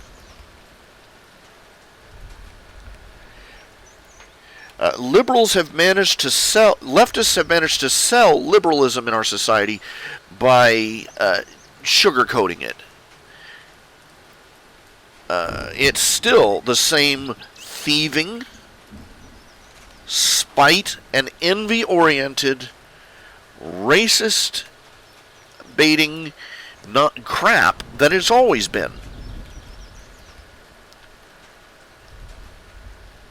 But they've found an easy way to slip it under the door by greasing it up with a nice oily coating of condescension, patronizing, and pseudo-benevolence.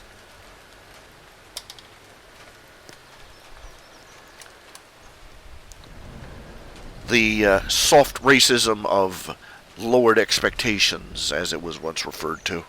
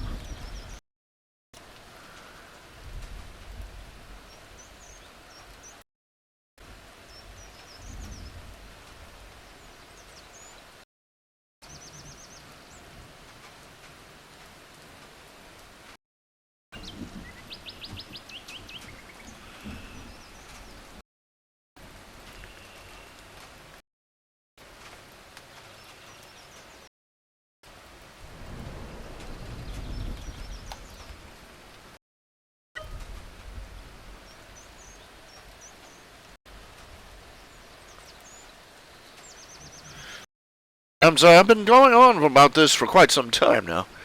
Does anybody? Okay, I'm going to try and hook up the since I'm not doing drawing tonight, I'll hook up the Skype here. Hook up the Skype.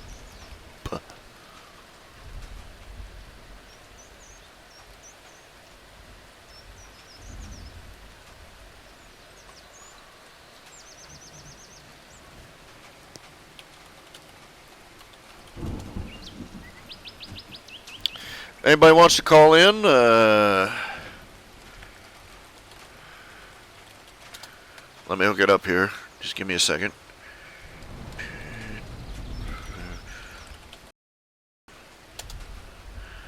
I think I've word here. Just give me a second.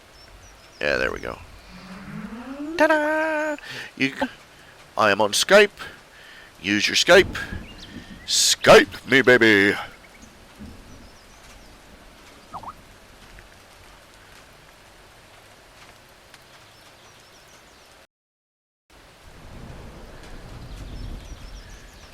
If you'd like to call in,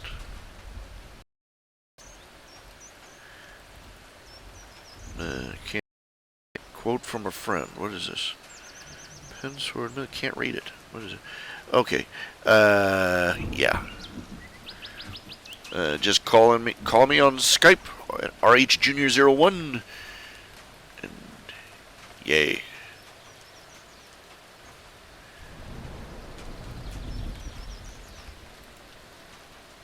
And I will answer your questions, scream insults at you, various things like that.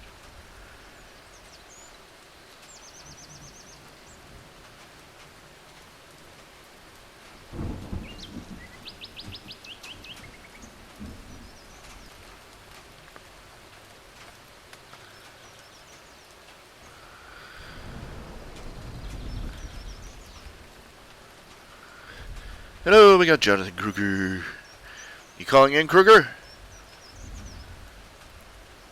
Okay, you'd like to add me as a contact? Okay. Okay. Okay, go ahead. I'm trying to add you as a contact and I can't figure out how. Shared contact details with Jonathan Kruger. I don't know. I don't know what it is doing. It's just sitting here looking at me.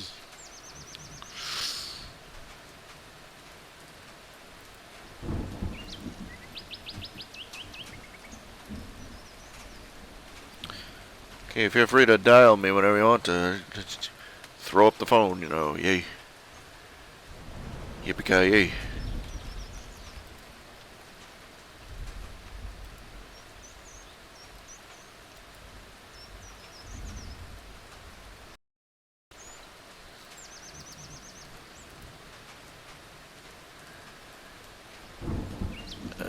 I'm not sure how this works. This is a group video call. I think I bodged up the settings. I don't know what I'm doing. I should not touch these things.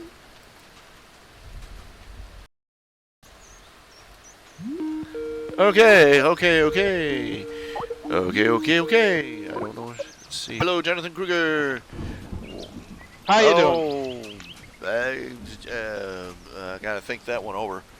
Okay, calling in just to say, hey, do you have anything in particular you wanted to talk about? Anything you wanted to ask about? Yes.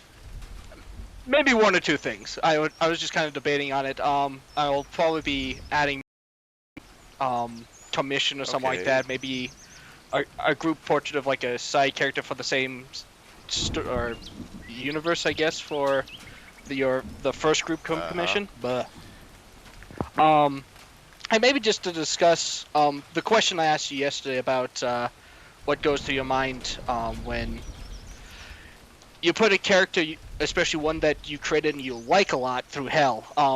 It was the point was due to the main character of the first group, the dragon. Kind of the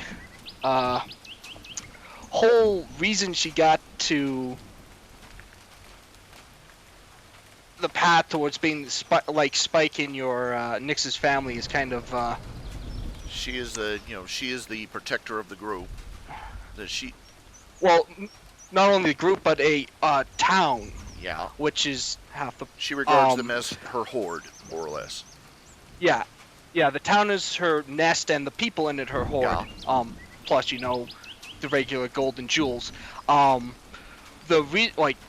She's like that, and this is the hell part, was, like, initially she came in, torched a bunch of orcs, which happened to put a bit of magic ash into the ground, which makes it, agriculturally super. And these people move in, and so she's in the middle of a nap, wakes up, doesn't care, and then eventually she starts seeing him as a horde. Part of her horde collection. Yeah. They're people. That changes, 100 years or so. She learns to at first she just ignores them, then she starts considering them her possessions, just another thing that belongs to her, and then she starts seeing them as people, is what you're saying. Yeah.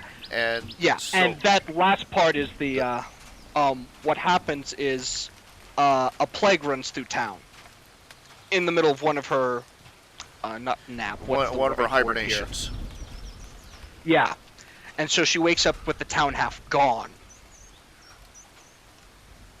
and like, this is a dragon here, like, possessions are everything. Like, and she doesn't know how to deal with it. Yeah, she doesn't know how to deal with the thief of her horde being death, something she can't touch. Well, and what are you wanting to know about that? What do you think? You want to know what I think her approach would be? Just kind of another perspective is, like, I like this character. She's, like, greedy, but she has her heart in the right place. and it's And kind you of feel like bad for putting she her really, through that. yeah, Yeah, something like that. that's how it is. I mean, to some extent, when you create something, whether it's a book or or a character in particular, this is a character is something that you're building constantly, adding personality to them, adding depth to them, and as one musician put it, you know, some sometimes, but as you may be, but and you feel bad about it. Well, when you're a writer, one that I always do, when I put my characters through, it's because this is my, I don't do the nihilist, like, Yeah. as I put it, they died of cancer, orphan cancer, which is 20% more tragic. Yeah. I don't do that. I have enough trouble with being a downer. I've got like depressive issues, and so, and life's hard enough. I don't need to. Life has enough sad endings. I don't need to make up more. So, put my characters through the helmet because I always have an epic payoff on the other end. Because when you're going, when they're going through hell, keep going, because there's something on the other side. And I like to think that that's the way that God looks at us. When we go through hard times, I mean, look at Job. Look at what Job went through. Pinnacle example. Yeah, no kidding. Pinnacle example. No kidding. He after all he went through, and he was doubly rewarded after it was all said and done. And in the afterlife, eventually he rejoined his own children in the hereafter, and the pains that you suffer in this life are nothing compared to after. But it's a Christian philosophy, and it's part of my makeup. Whenever I put a character through, there is an epic payoff on the other side. You've seen that in my stories, I'd like to think. Like with Nyx, I mean, she nearly dies at one point. And she comes out the other side with, her life. Where, in the first story I made, Nightmare Night and Nyx, she's going through this terrible. I mean, can you imagine a more horrible thing than wondering if you're even real? Because she was still trying to cope with, am I a real person, or am I just this blob of magic that thinks it is? And she's been having nightmares about being melted away, or being dissolved, or eaten, and just childhood terrors that are very common. That's helped them to have a bit more of a bite than usual for unfortunate reasons. And in two different ways. She actually finally, because this is a source of her nightmares, is that in the original Past Sins, Celestia, based of Twilight's arms, carried her off, and Nyx found out later, as she regarded her as nothing but a glob of magic, to just disintegrate her. And that was apparently too horrifying even for Penstroke, so he rewrote that. She didn't. That Celestia never came to a decision on what she was going to do, but that was, that could, like, stuck with you. But in Night and Nyx, she eventually faces Celestia, and they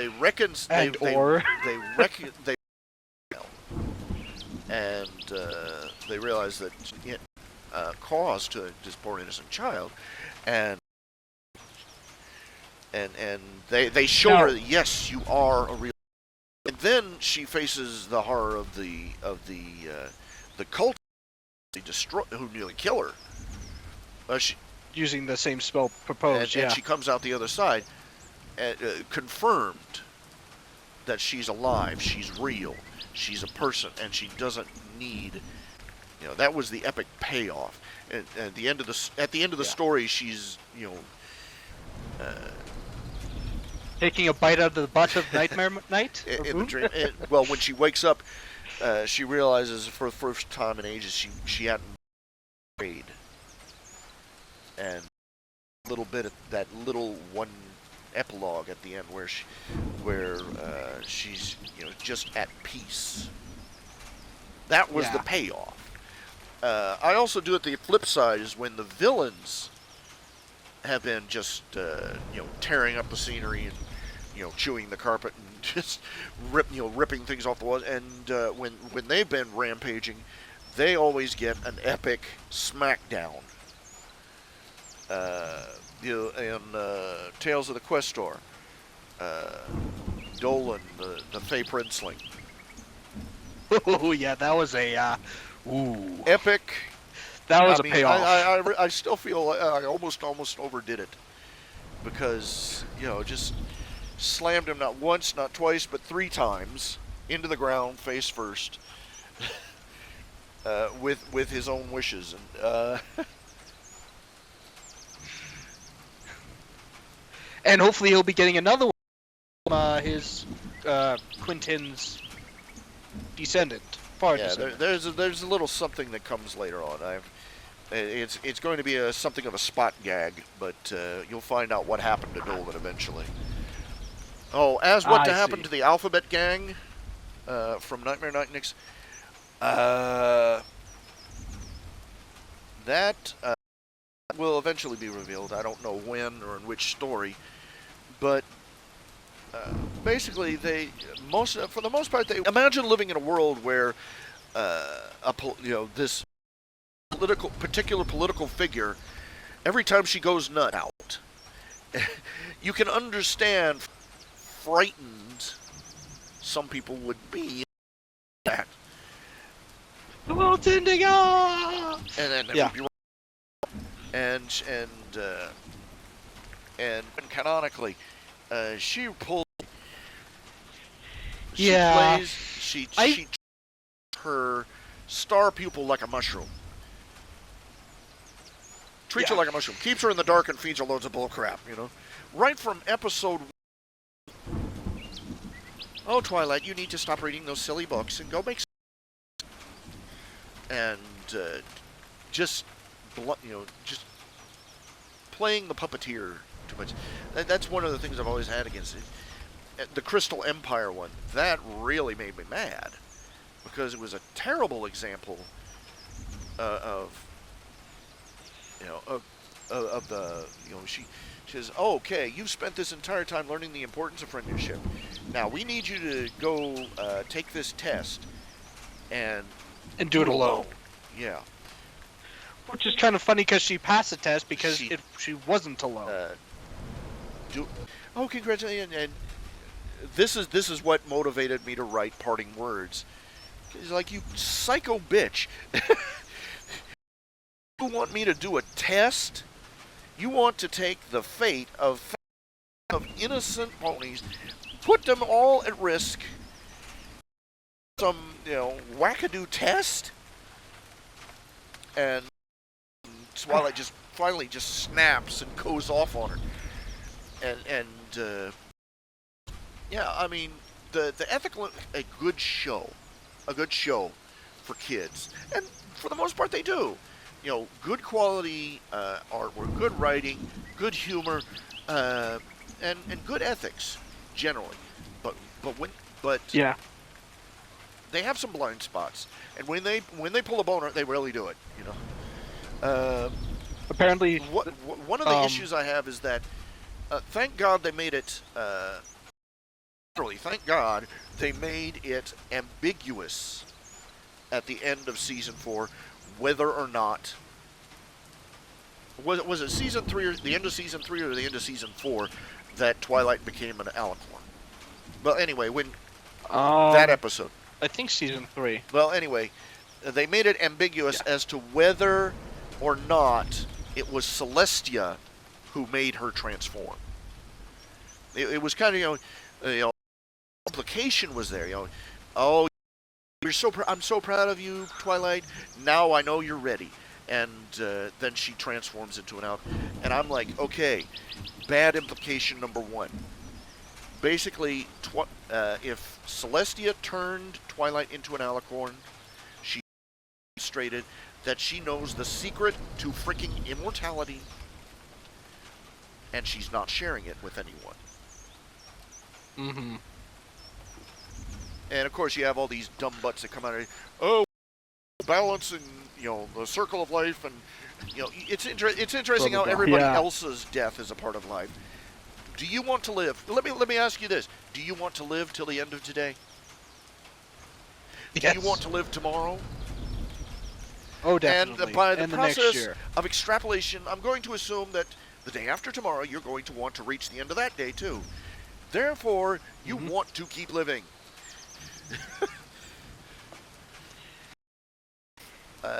As a Christian, people forget that Christianity doesn't end with everybody going to heaven, coming back. New Earth. We are going to be living eternally. We're not going to be, floating off among the clouds with little wings and halos forever. There's going to be a new heaven and a new earth. Death is going to. That is a Christian perspective. Unique, almost. Oh, to some extent, yes. But death is not a natural part of life.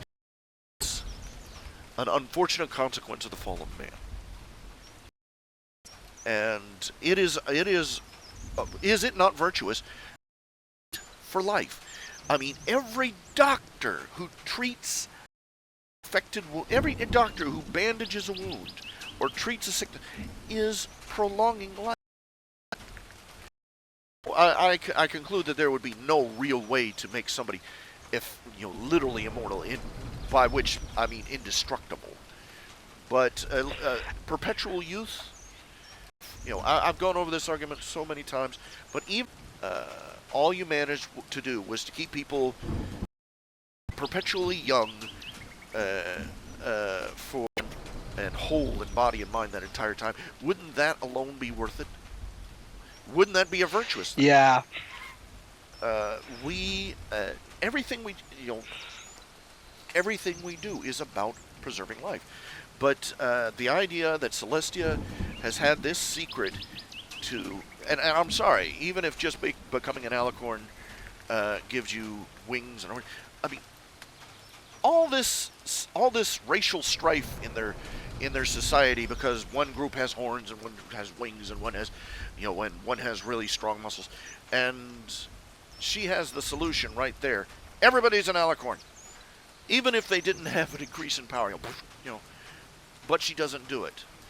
She's only letting certain people who jump through flaming hoops meet her secret, unspoken credentials, her criteria. She's only giving out this secret to just those select. Well, technically, Twilight's the first. Happened before she even met Celestia. Well, that's where the implication is. That's why the Great Alicorn was written, because of the implication. I really enjoyed that one. Because it seems from implication, you have one who looks like she happened on purpose, and yet you got Cadence over here who happened by accident, and nobody knows how Celestia and Luna became alicorns. So the implication is that it's a hit or miss proposition. That my argument is that if Celestia and Luna are moral, ethical beings, at some point, that it was a moral necessity, this transformation possible for everyone. Most people are like, don't like that. Yeah, I've spotted a whole bunch of comments just whenever the topic of any fan fiction yeah. fix of Twilight being an alicorn and review it or thinking on her long life, and it's like, oh, I just Death post and after. angst. And people, and Well, it's like they're like, oh, I don't want to believe that this extends her life. She's just going to be normal. Like, and it's like I've heard the ones where we reassure she's not going to outlive her friends. Oh, so they all died. So they all died together. Yay! yeah, it's like, what does that mean that she's going to be short? Like, they're going to live longer, and we're going to see the other them all become Alicorns, or Twilight's going to die suddenly? Yeah.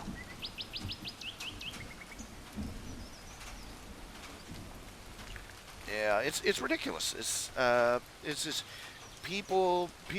I think it's partially a rejection of the idea of a rejection of many Christian ideas. I think don't like the idea, they would rather believe that the world isn't fallen. It's just going through the circle of life, or Yeah. faith,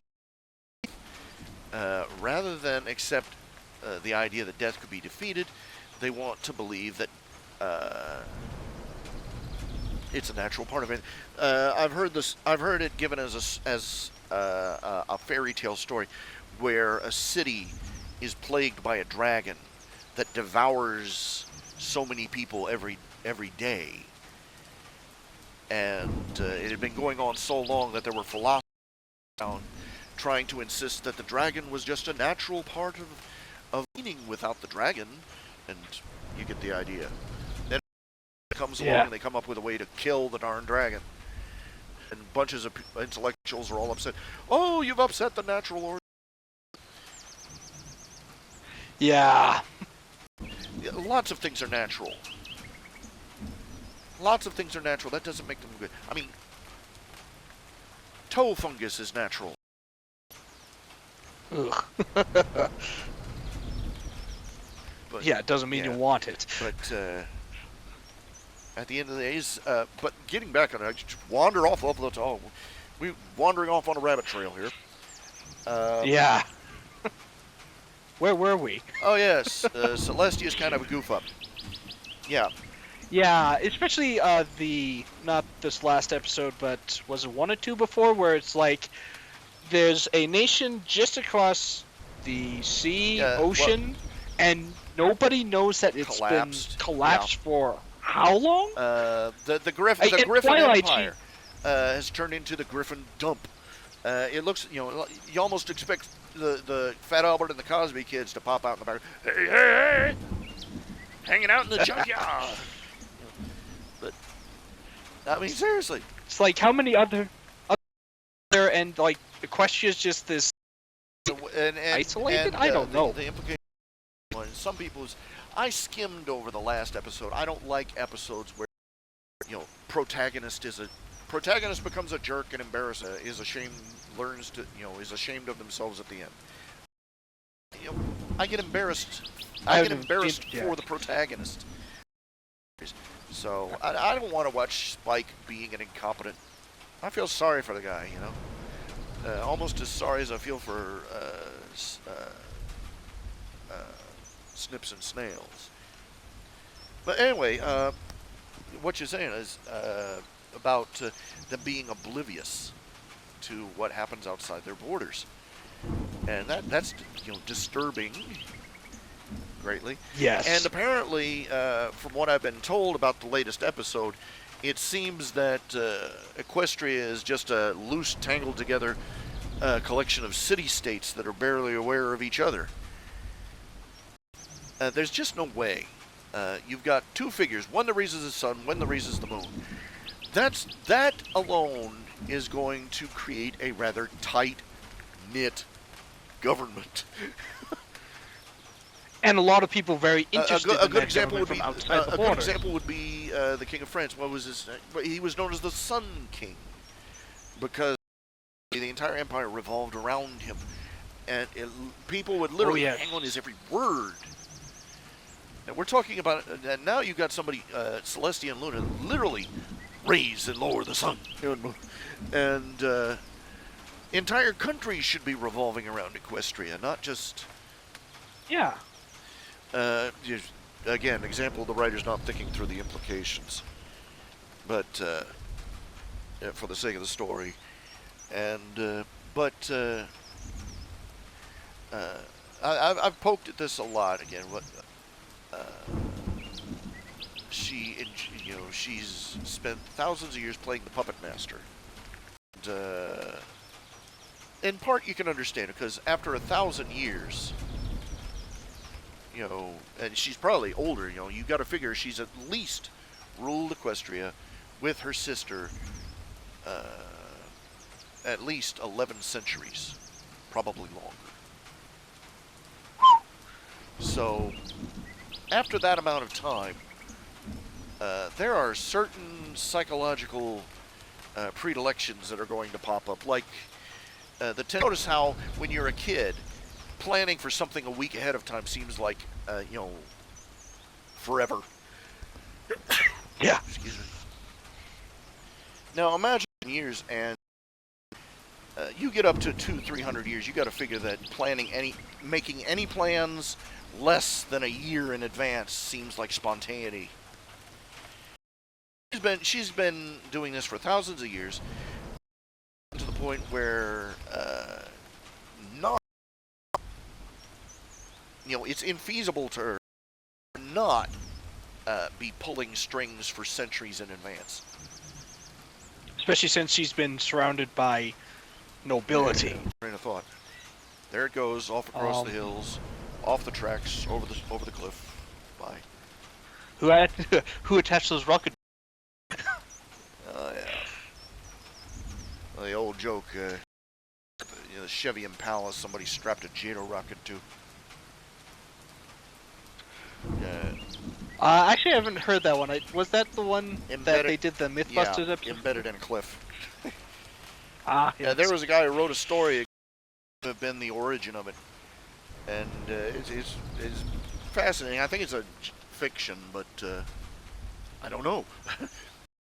Anyway, the old saying is that I read one columnist ages ago. He wrote, "Why is it that we're so intelligent and we screw?" It's because intelligence is like propulsion. It enables us to go forward. Wisdom, steering and navigation. And yeah, I recall that bit on the TMC.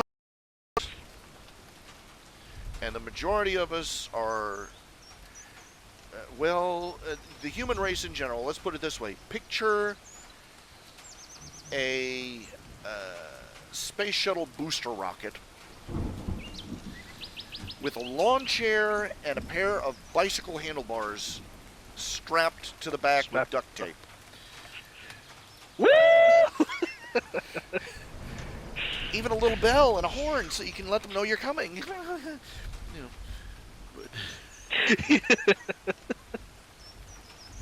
Oh dear. Slim Whitman thought he had a good ride. That's a movie reference. I can't remember the name of the movie, but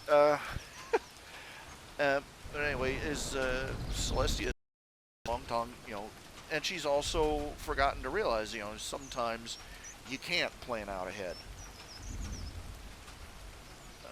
This has taken different forms in my different stories. In the Great Alicorn Hunt, she's still playing. She's still having trouble telling other people about what she's up to.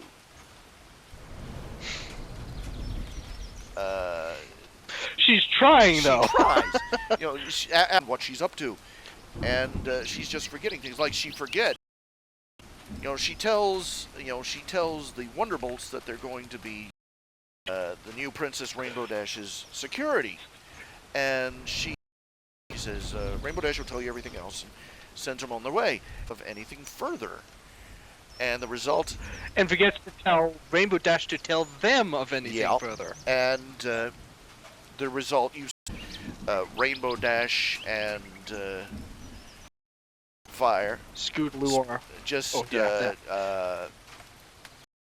lock horns and ends up in a fist fight because Rainbow Dash can't figure out what these guys are, all up on the secret mission, and the Wonderbolts all think she is just another spoiled princess wannabe that they have been assigned to babysit, and they think she's a grandstander and a spotlight stealer, and and everything to do is comedy, tragic comedy of errors there, until they finally come to blows and realize just what they haven't been told. And of course, my opinion of the Wonderbolts has dropped precipitously ever since Rainbow Falls. The episode with the friendship metal key. Yeah. Yes, key. And it turns out that they're a bunch of jerks. I mean, they're the Wonderbolts, okay? The Wonder freaking Bolts. There is no way that they are not going to qualify. They could just pull some bozo out of the stands, win this, still qualify, and they bench Soren and don't tell him anything. And I mean, these guys. Why is Rainbow Dash want to be with these people again? Why does the element of loyalty want anything to do with these douchebags? Probably the previous iteration. And the sad. It really is. The whole episode was just so contrived. I mean, why in God? Yeah. Why in heaven's name would Fluttershy be on an athletic team? She faints when she in front of people. She can't even stand on stage and stand in front of an amphitheater full of and wasn't there a whole episode about her freaking out about people watching her?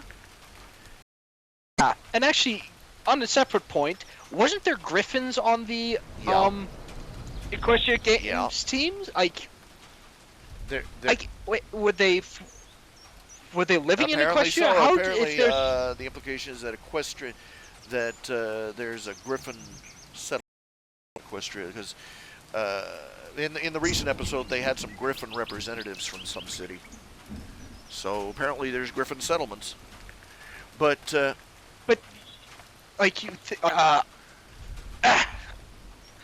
it's on a bunch of things.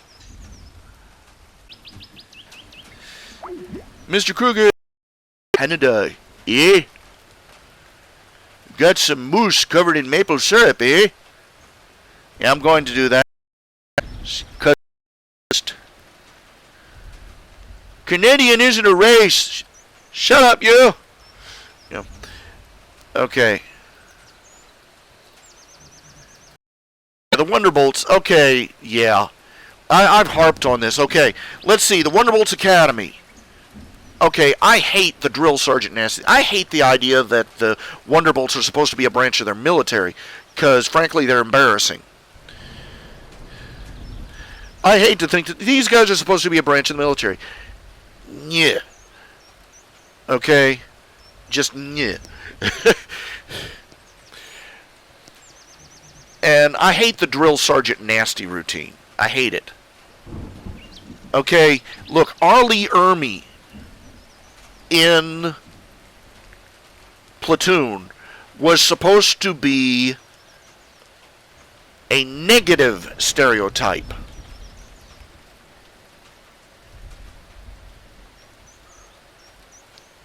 Of how to train people. Now, it makes sense, a drill, a big, tough, mean, nasty drill sergeant makes sense when you're training people to go to war. But anywhere else, I have a problem with it. And the Wonderbolts, they're performers.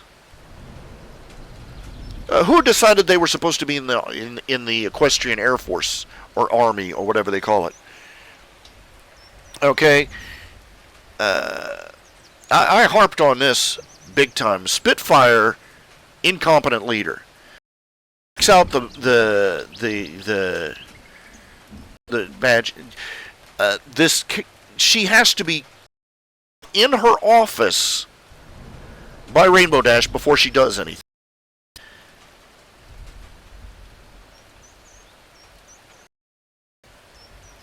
And then we got the Rainbow Falls episode where they show the most unprofessional behavior, and they do not improve with age. I'm yet to see an episode where they do it. I'm yet to see an episode where they look good.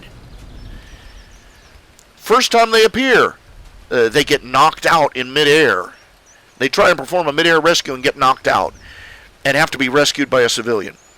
Second time they appear, they go out, they fly out to attack a dragon, and are trapped in 5 seconds. Third time they appear, the Grand Galloping Gala, where they're too busy schmoozing with various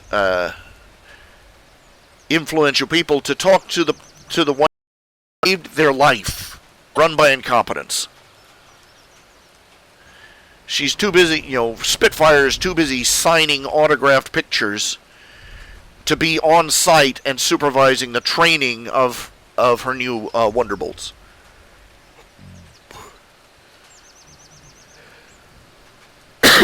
And has to be excuse me, and has to be bullied almost into doing anything when lightning dust screws up. Again, big mistake. Okay, lightning dust screwed up big time. So they boot her? You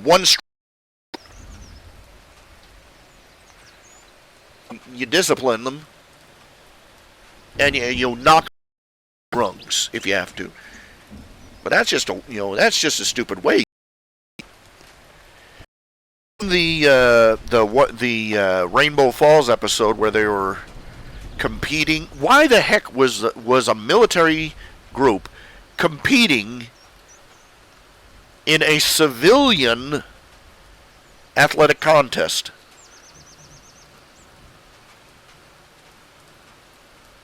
In the first place. And then there's the thing where they just a cameo appearance in Sweet where they were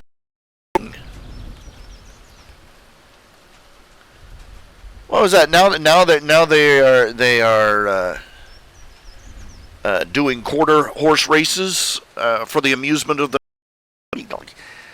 crap, these guys look more than they appear.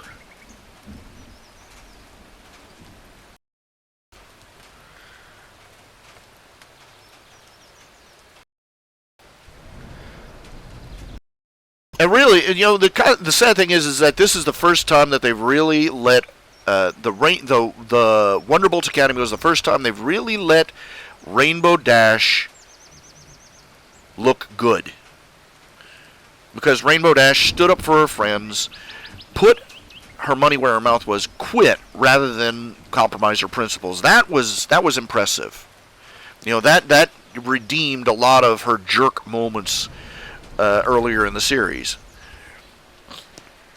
But they threw on it.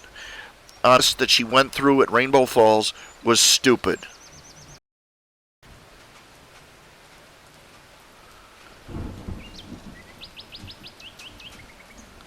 Because there was no reason, there's no that they would let, look, bulging biceps, as everybody calls him, he was a Wonderbolt candidate, and yet suddenly he can't fly.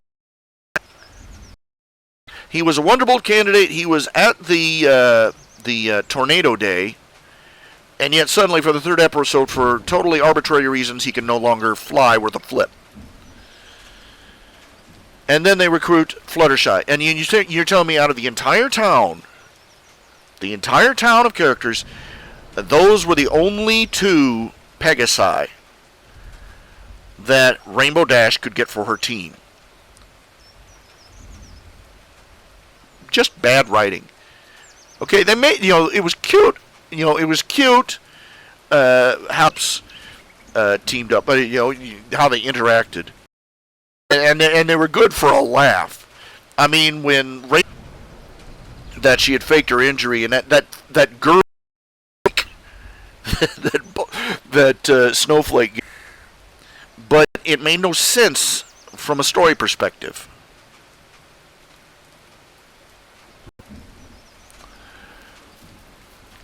I've worked on that a long time. This is just the Wonderbolts.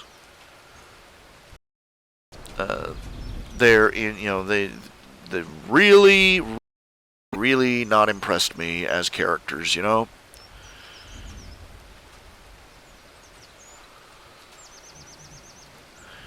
the only one I even really liked was Soren. He's like pie and eats it face first, And when what really gets me is that it was kind of pathetic. He finds out that they've lied to him. He finds out that they've lied to him to keep him off the team, Rainbow Dash instead. And the instant they offer him his place back, he's just like a happy little puppy. I feel sorry for the guy now, I've read stories that people have hashed on that already. It's, yeah. Point where they're flanderizing some of the characters, just getting them stuck in over stereotypical characterizations. Spike, for instance. Okay, let's look at this. Okay, Spike. He has literally heard on Fluttershy. On Twilight Sparkle since the day he was hatched. Okay, since he was old enough to walk, talk, and apparently carry a book, he has been Twilight's assistant, number 1 assistant, his entire life. He knows, he maintains the library. He takes care of Twilight. He cooks. He's been shown cooking, just baking. He's an all-around chef. He plays the piano. And again he's been shown at least at least half a dozen different skills, and he's shown to be talented, competent, and skilled. And until until he's in the foreground, and then suddenly he turns into Mr. Useless. I'm like, what the heck? At Your Service, which was, he goes out and Applejack saves him from a Timberwolf. And he feels indebted to her by his dragon code, so he tries to serve her. And everything he does for her is stuff he normally does every day of the week for Twilight Sparkle. And yet he can't do anything right.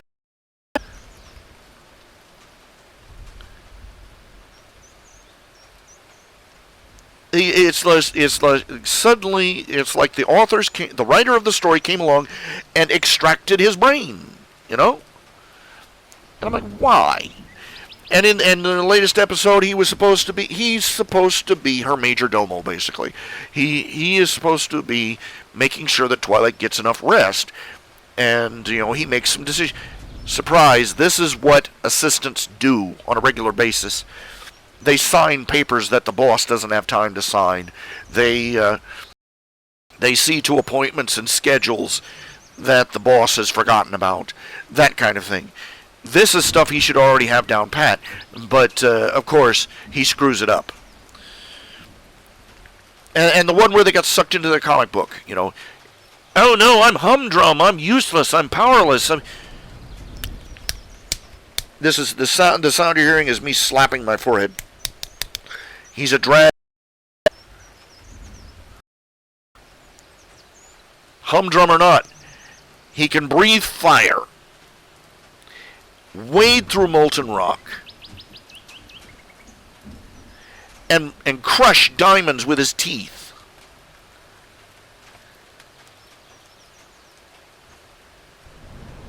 He would have been one of the top 5 of the X-Men in any other circumstances. But no, he's Captain Useless, and he's always angsting about how useless he is.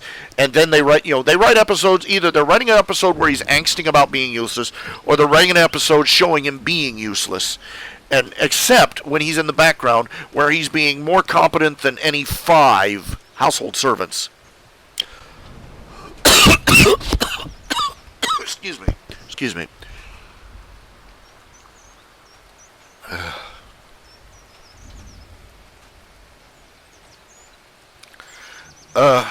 Dry throat.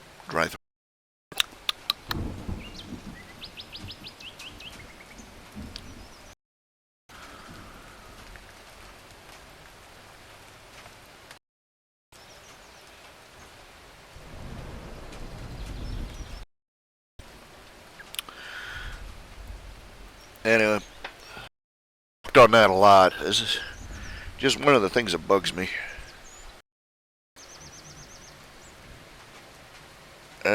I get bugged easily. What can I say?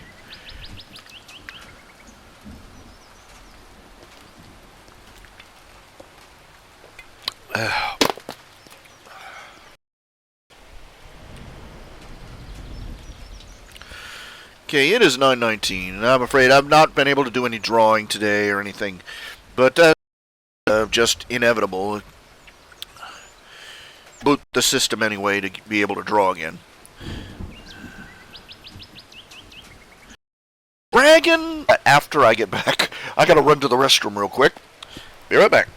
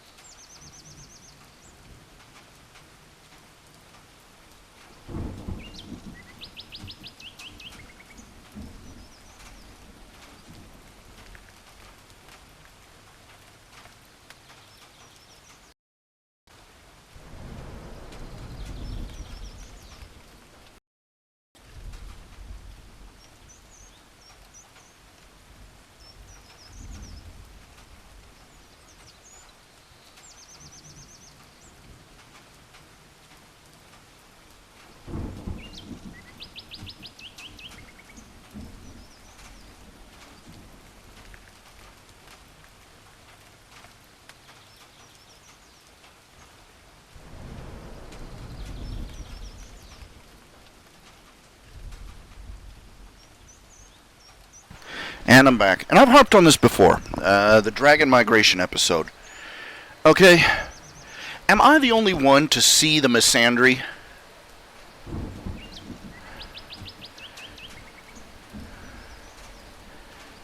Really, think about it.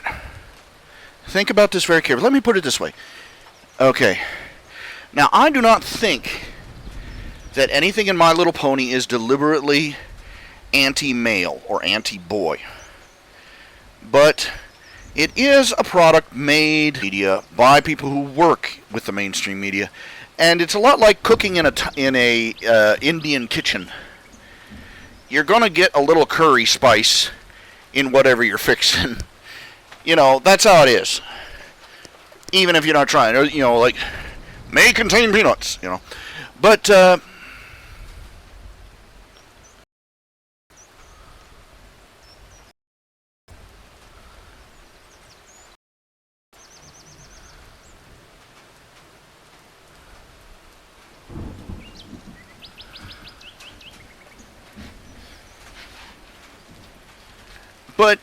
okay, let's put it this way, okay? I get a very anti-boy, boys bad, girls good vibe from Dragon Quest, and I think it's very overlooked. It's just not addressed. Let me put it this way, okay? Let's consider the script, okay? The girls all go out to watch a Spike comes out and serves them tea while they're watching. The girls make fun of Spike for what? Looking girly, looking frilly. They made fun of him for looking girly because of his frilled apron. Remember? He gets upset about it. He doesn't know, and he starts wondering what it's like. Yeah, if he really knows who he is. And so he ends up going on the dragon migration. And he falls in with a bad crowd of teenage boys. They're all boys. And they're very masculine. A lot of testosterone flying. It's all goth stuff that they do. Brawling. Strength contests and all the gross stuff, disgusting guy stuff, And he fits, and he, despite everything, despite being way younger than them, he actually manages to fit in after a hard trial. And it turns out that they're bad because they want to do something, stereotypically bad. And he figures out that their macho masculine lifestyle is bad, and he goes off, and that his real family is all the good girly fluffy things over here, and he goes back home.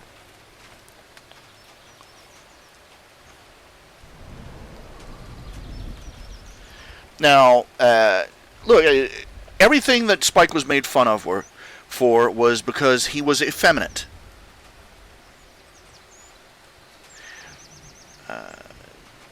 Everything that the story condemned was him doing guy stuff with other dragon guys. And the moral of the story is that he had to, he needed to come back home where he could go on wearing his pink frilly apron.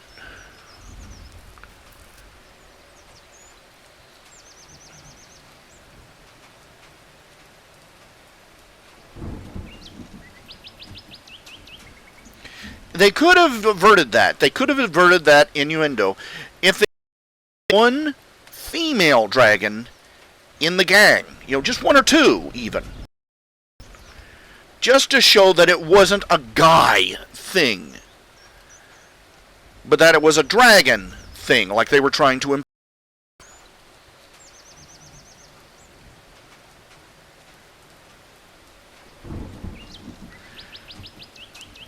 Look, we don't have that problem in our society, NetFox, that boys don't have to follow what males are supposed to follow.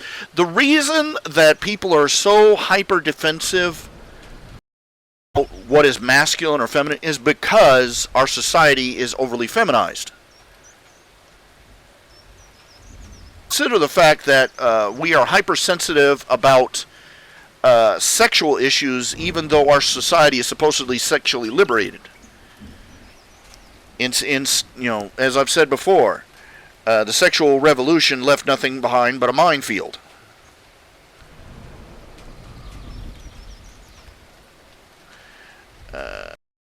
Boys would not have any. Boys would have fewer problems. With having supposedly feminine tastes, if they were allowed to have masculine tastes in the first place.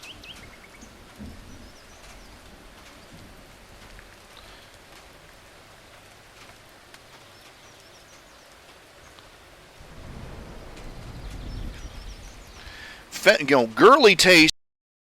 More and more, you get a lot of these PC people pushing, to let little boys wear dresses and things. That doesn't help matters.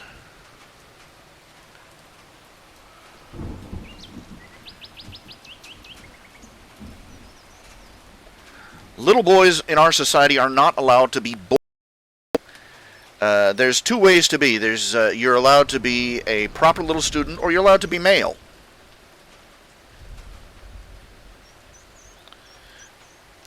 And if you can either be like the good little girl in the front row, or you can be the bad little boy who acts up and roughhouses, and well, you get the picture. The reason boys are so hostile, the reason boys are so hostile towards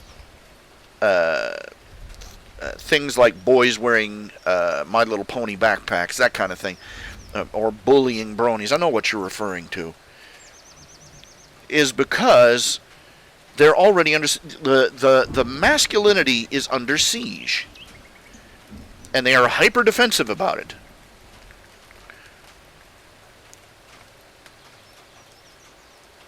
That's what it is. It's backlash.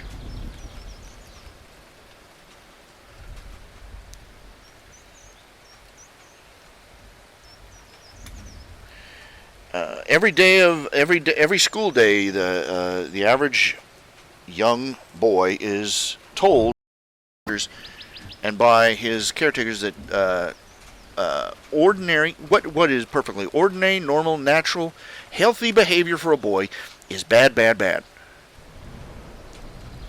They're under siege constantly. They are told not to be masculine. And what little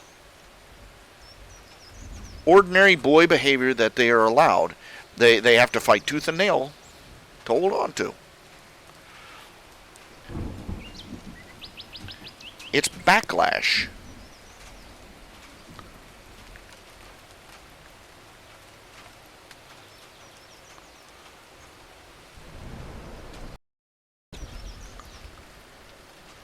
Yeah, when a boy watches a girl's show, they're mocked for being girly. As I said, backlash. A boy isn't, a girl who behaves in a boyish fashion is not mocked. A boy who acts in a boyish fashion is put on drugs.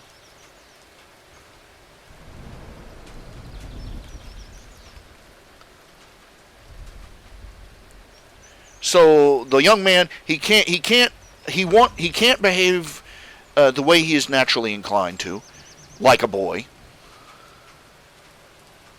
And he doesn't want to be a little girl. So what does that leave him? A narrow little. And here comes somebody trying to put a dress on him.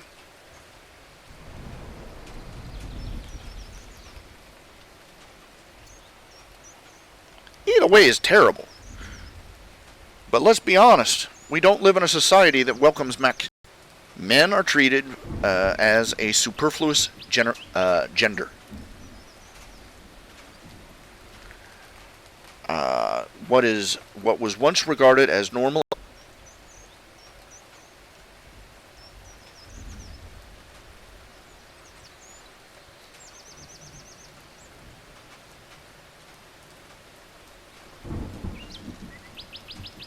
The reason the boys mock other little girly shows as being girly is because basically from their perspective, the boy watching the girly show is giving up the last inch of his masculinity.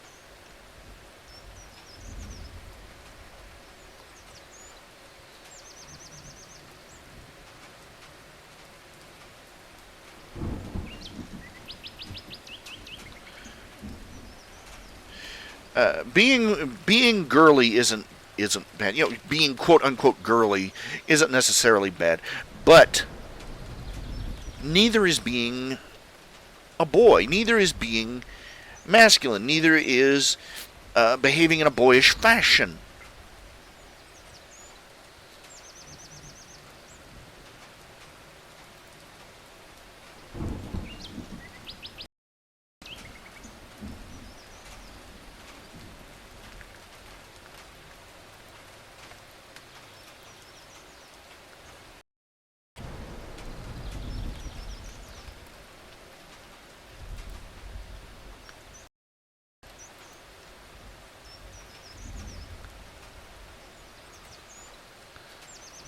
I don't know how to destroy. I don't know how to fix it. Okay. Go ahead and shut this off.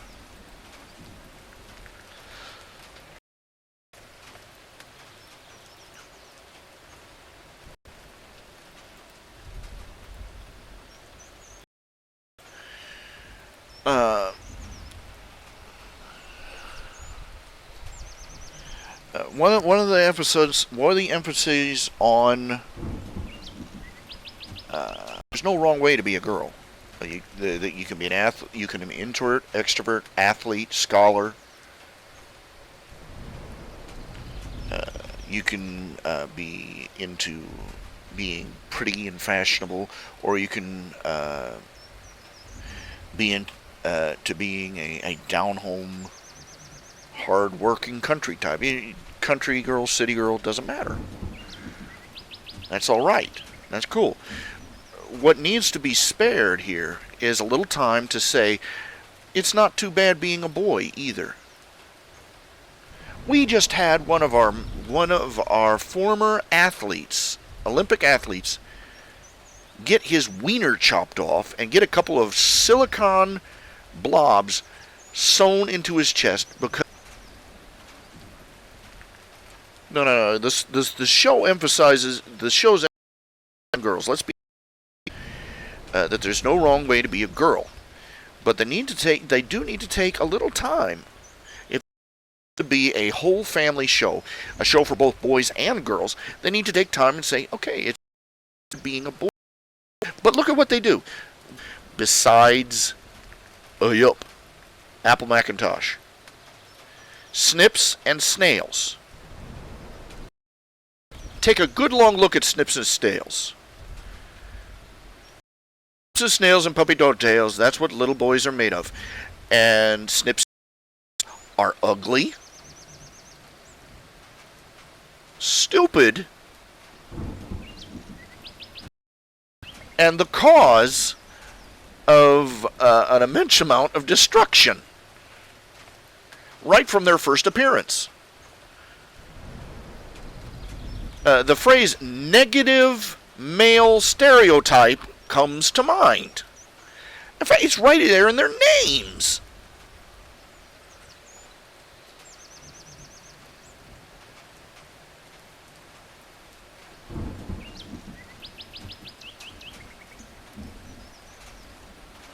Hooray for Snowflake, who's comfortable in his own masculinity enough to wear a flowered dress at Rainbow Falls.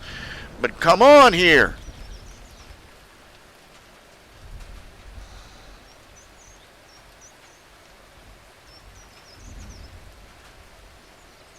Yeah, but that message is not getting across. You could say boy instead just as much as girl. No, you couldn't. This is what I'm talking about. Unconscious misandry. Tainted by the culture we live in. Not deliberately done, but it's still there. I've said this before, and I say it over and over and over again. You do not start out a show with crowd scenes of all one gender if you're an equitable artist. It wasn't until halfway into the first season that they realized, whoops, we didn't have enough males in the audience in the scenes, and so they started introducing more male background characters.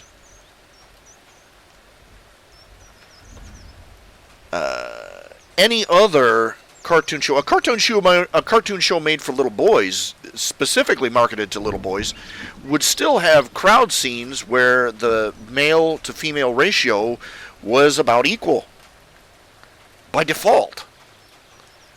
And yet you're telling me that it never occurred to the people that were doing the show that, oh, gee, there ought to be a few stallions around here. Just a few.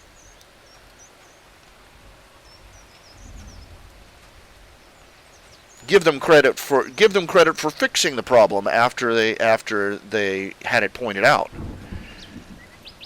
But that they had to have it pointed out, well, there you have it.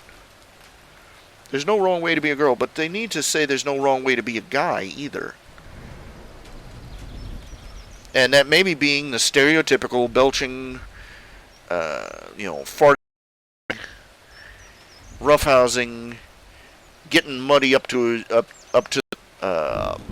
doing stupid tricks on bicycles, crap, all the boy stuff that stuff's okay too for a boy, and that they're not active if they behave like a boy.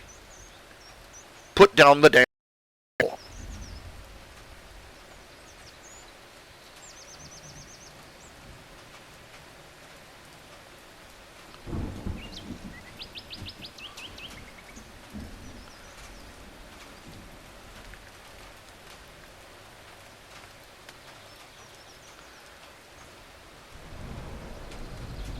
The only way they seem to encourage young boys to be themselves is to encourage them to be more effeminate.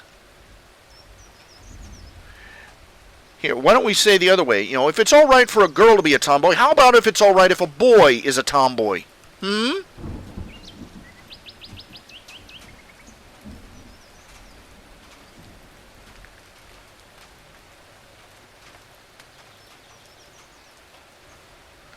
Yeah. I gotta say, the Elements of Harmony thing, I don't think they really knew where they were going with it.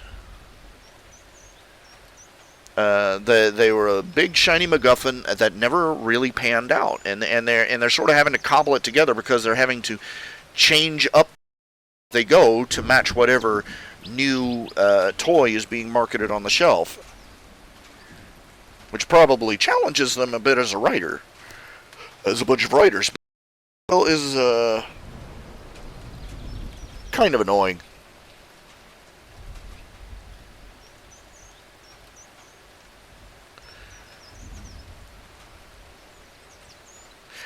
Anyway, okay, it is 9:40, and ouch. Dang, this muscle in my stomach hurts. I'm gonna go ahead and call it a night. I'll see y'all tomorrow night at the same time.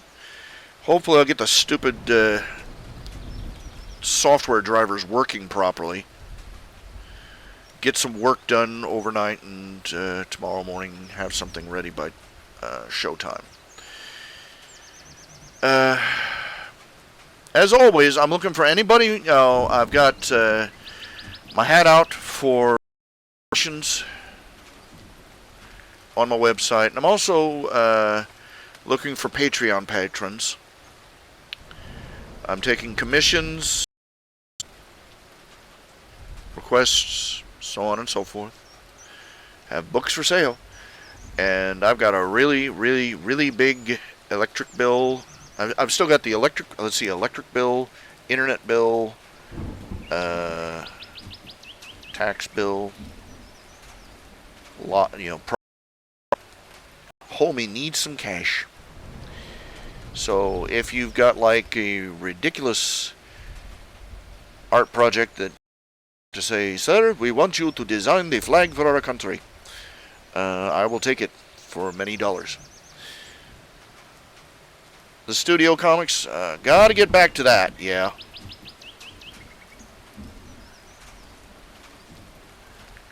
They may dovetail. I don't know.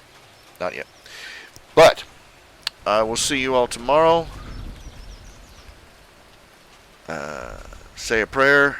God knows I need 'em. Y'all take care.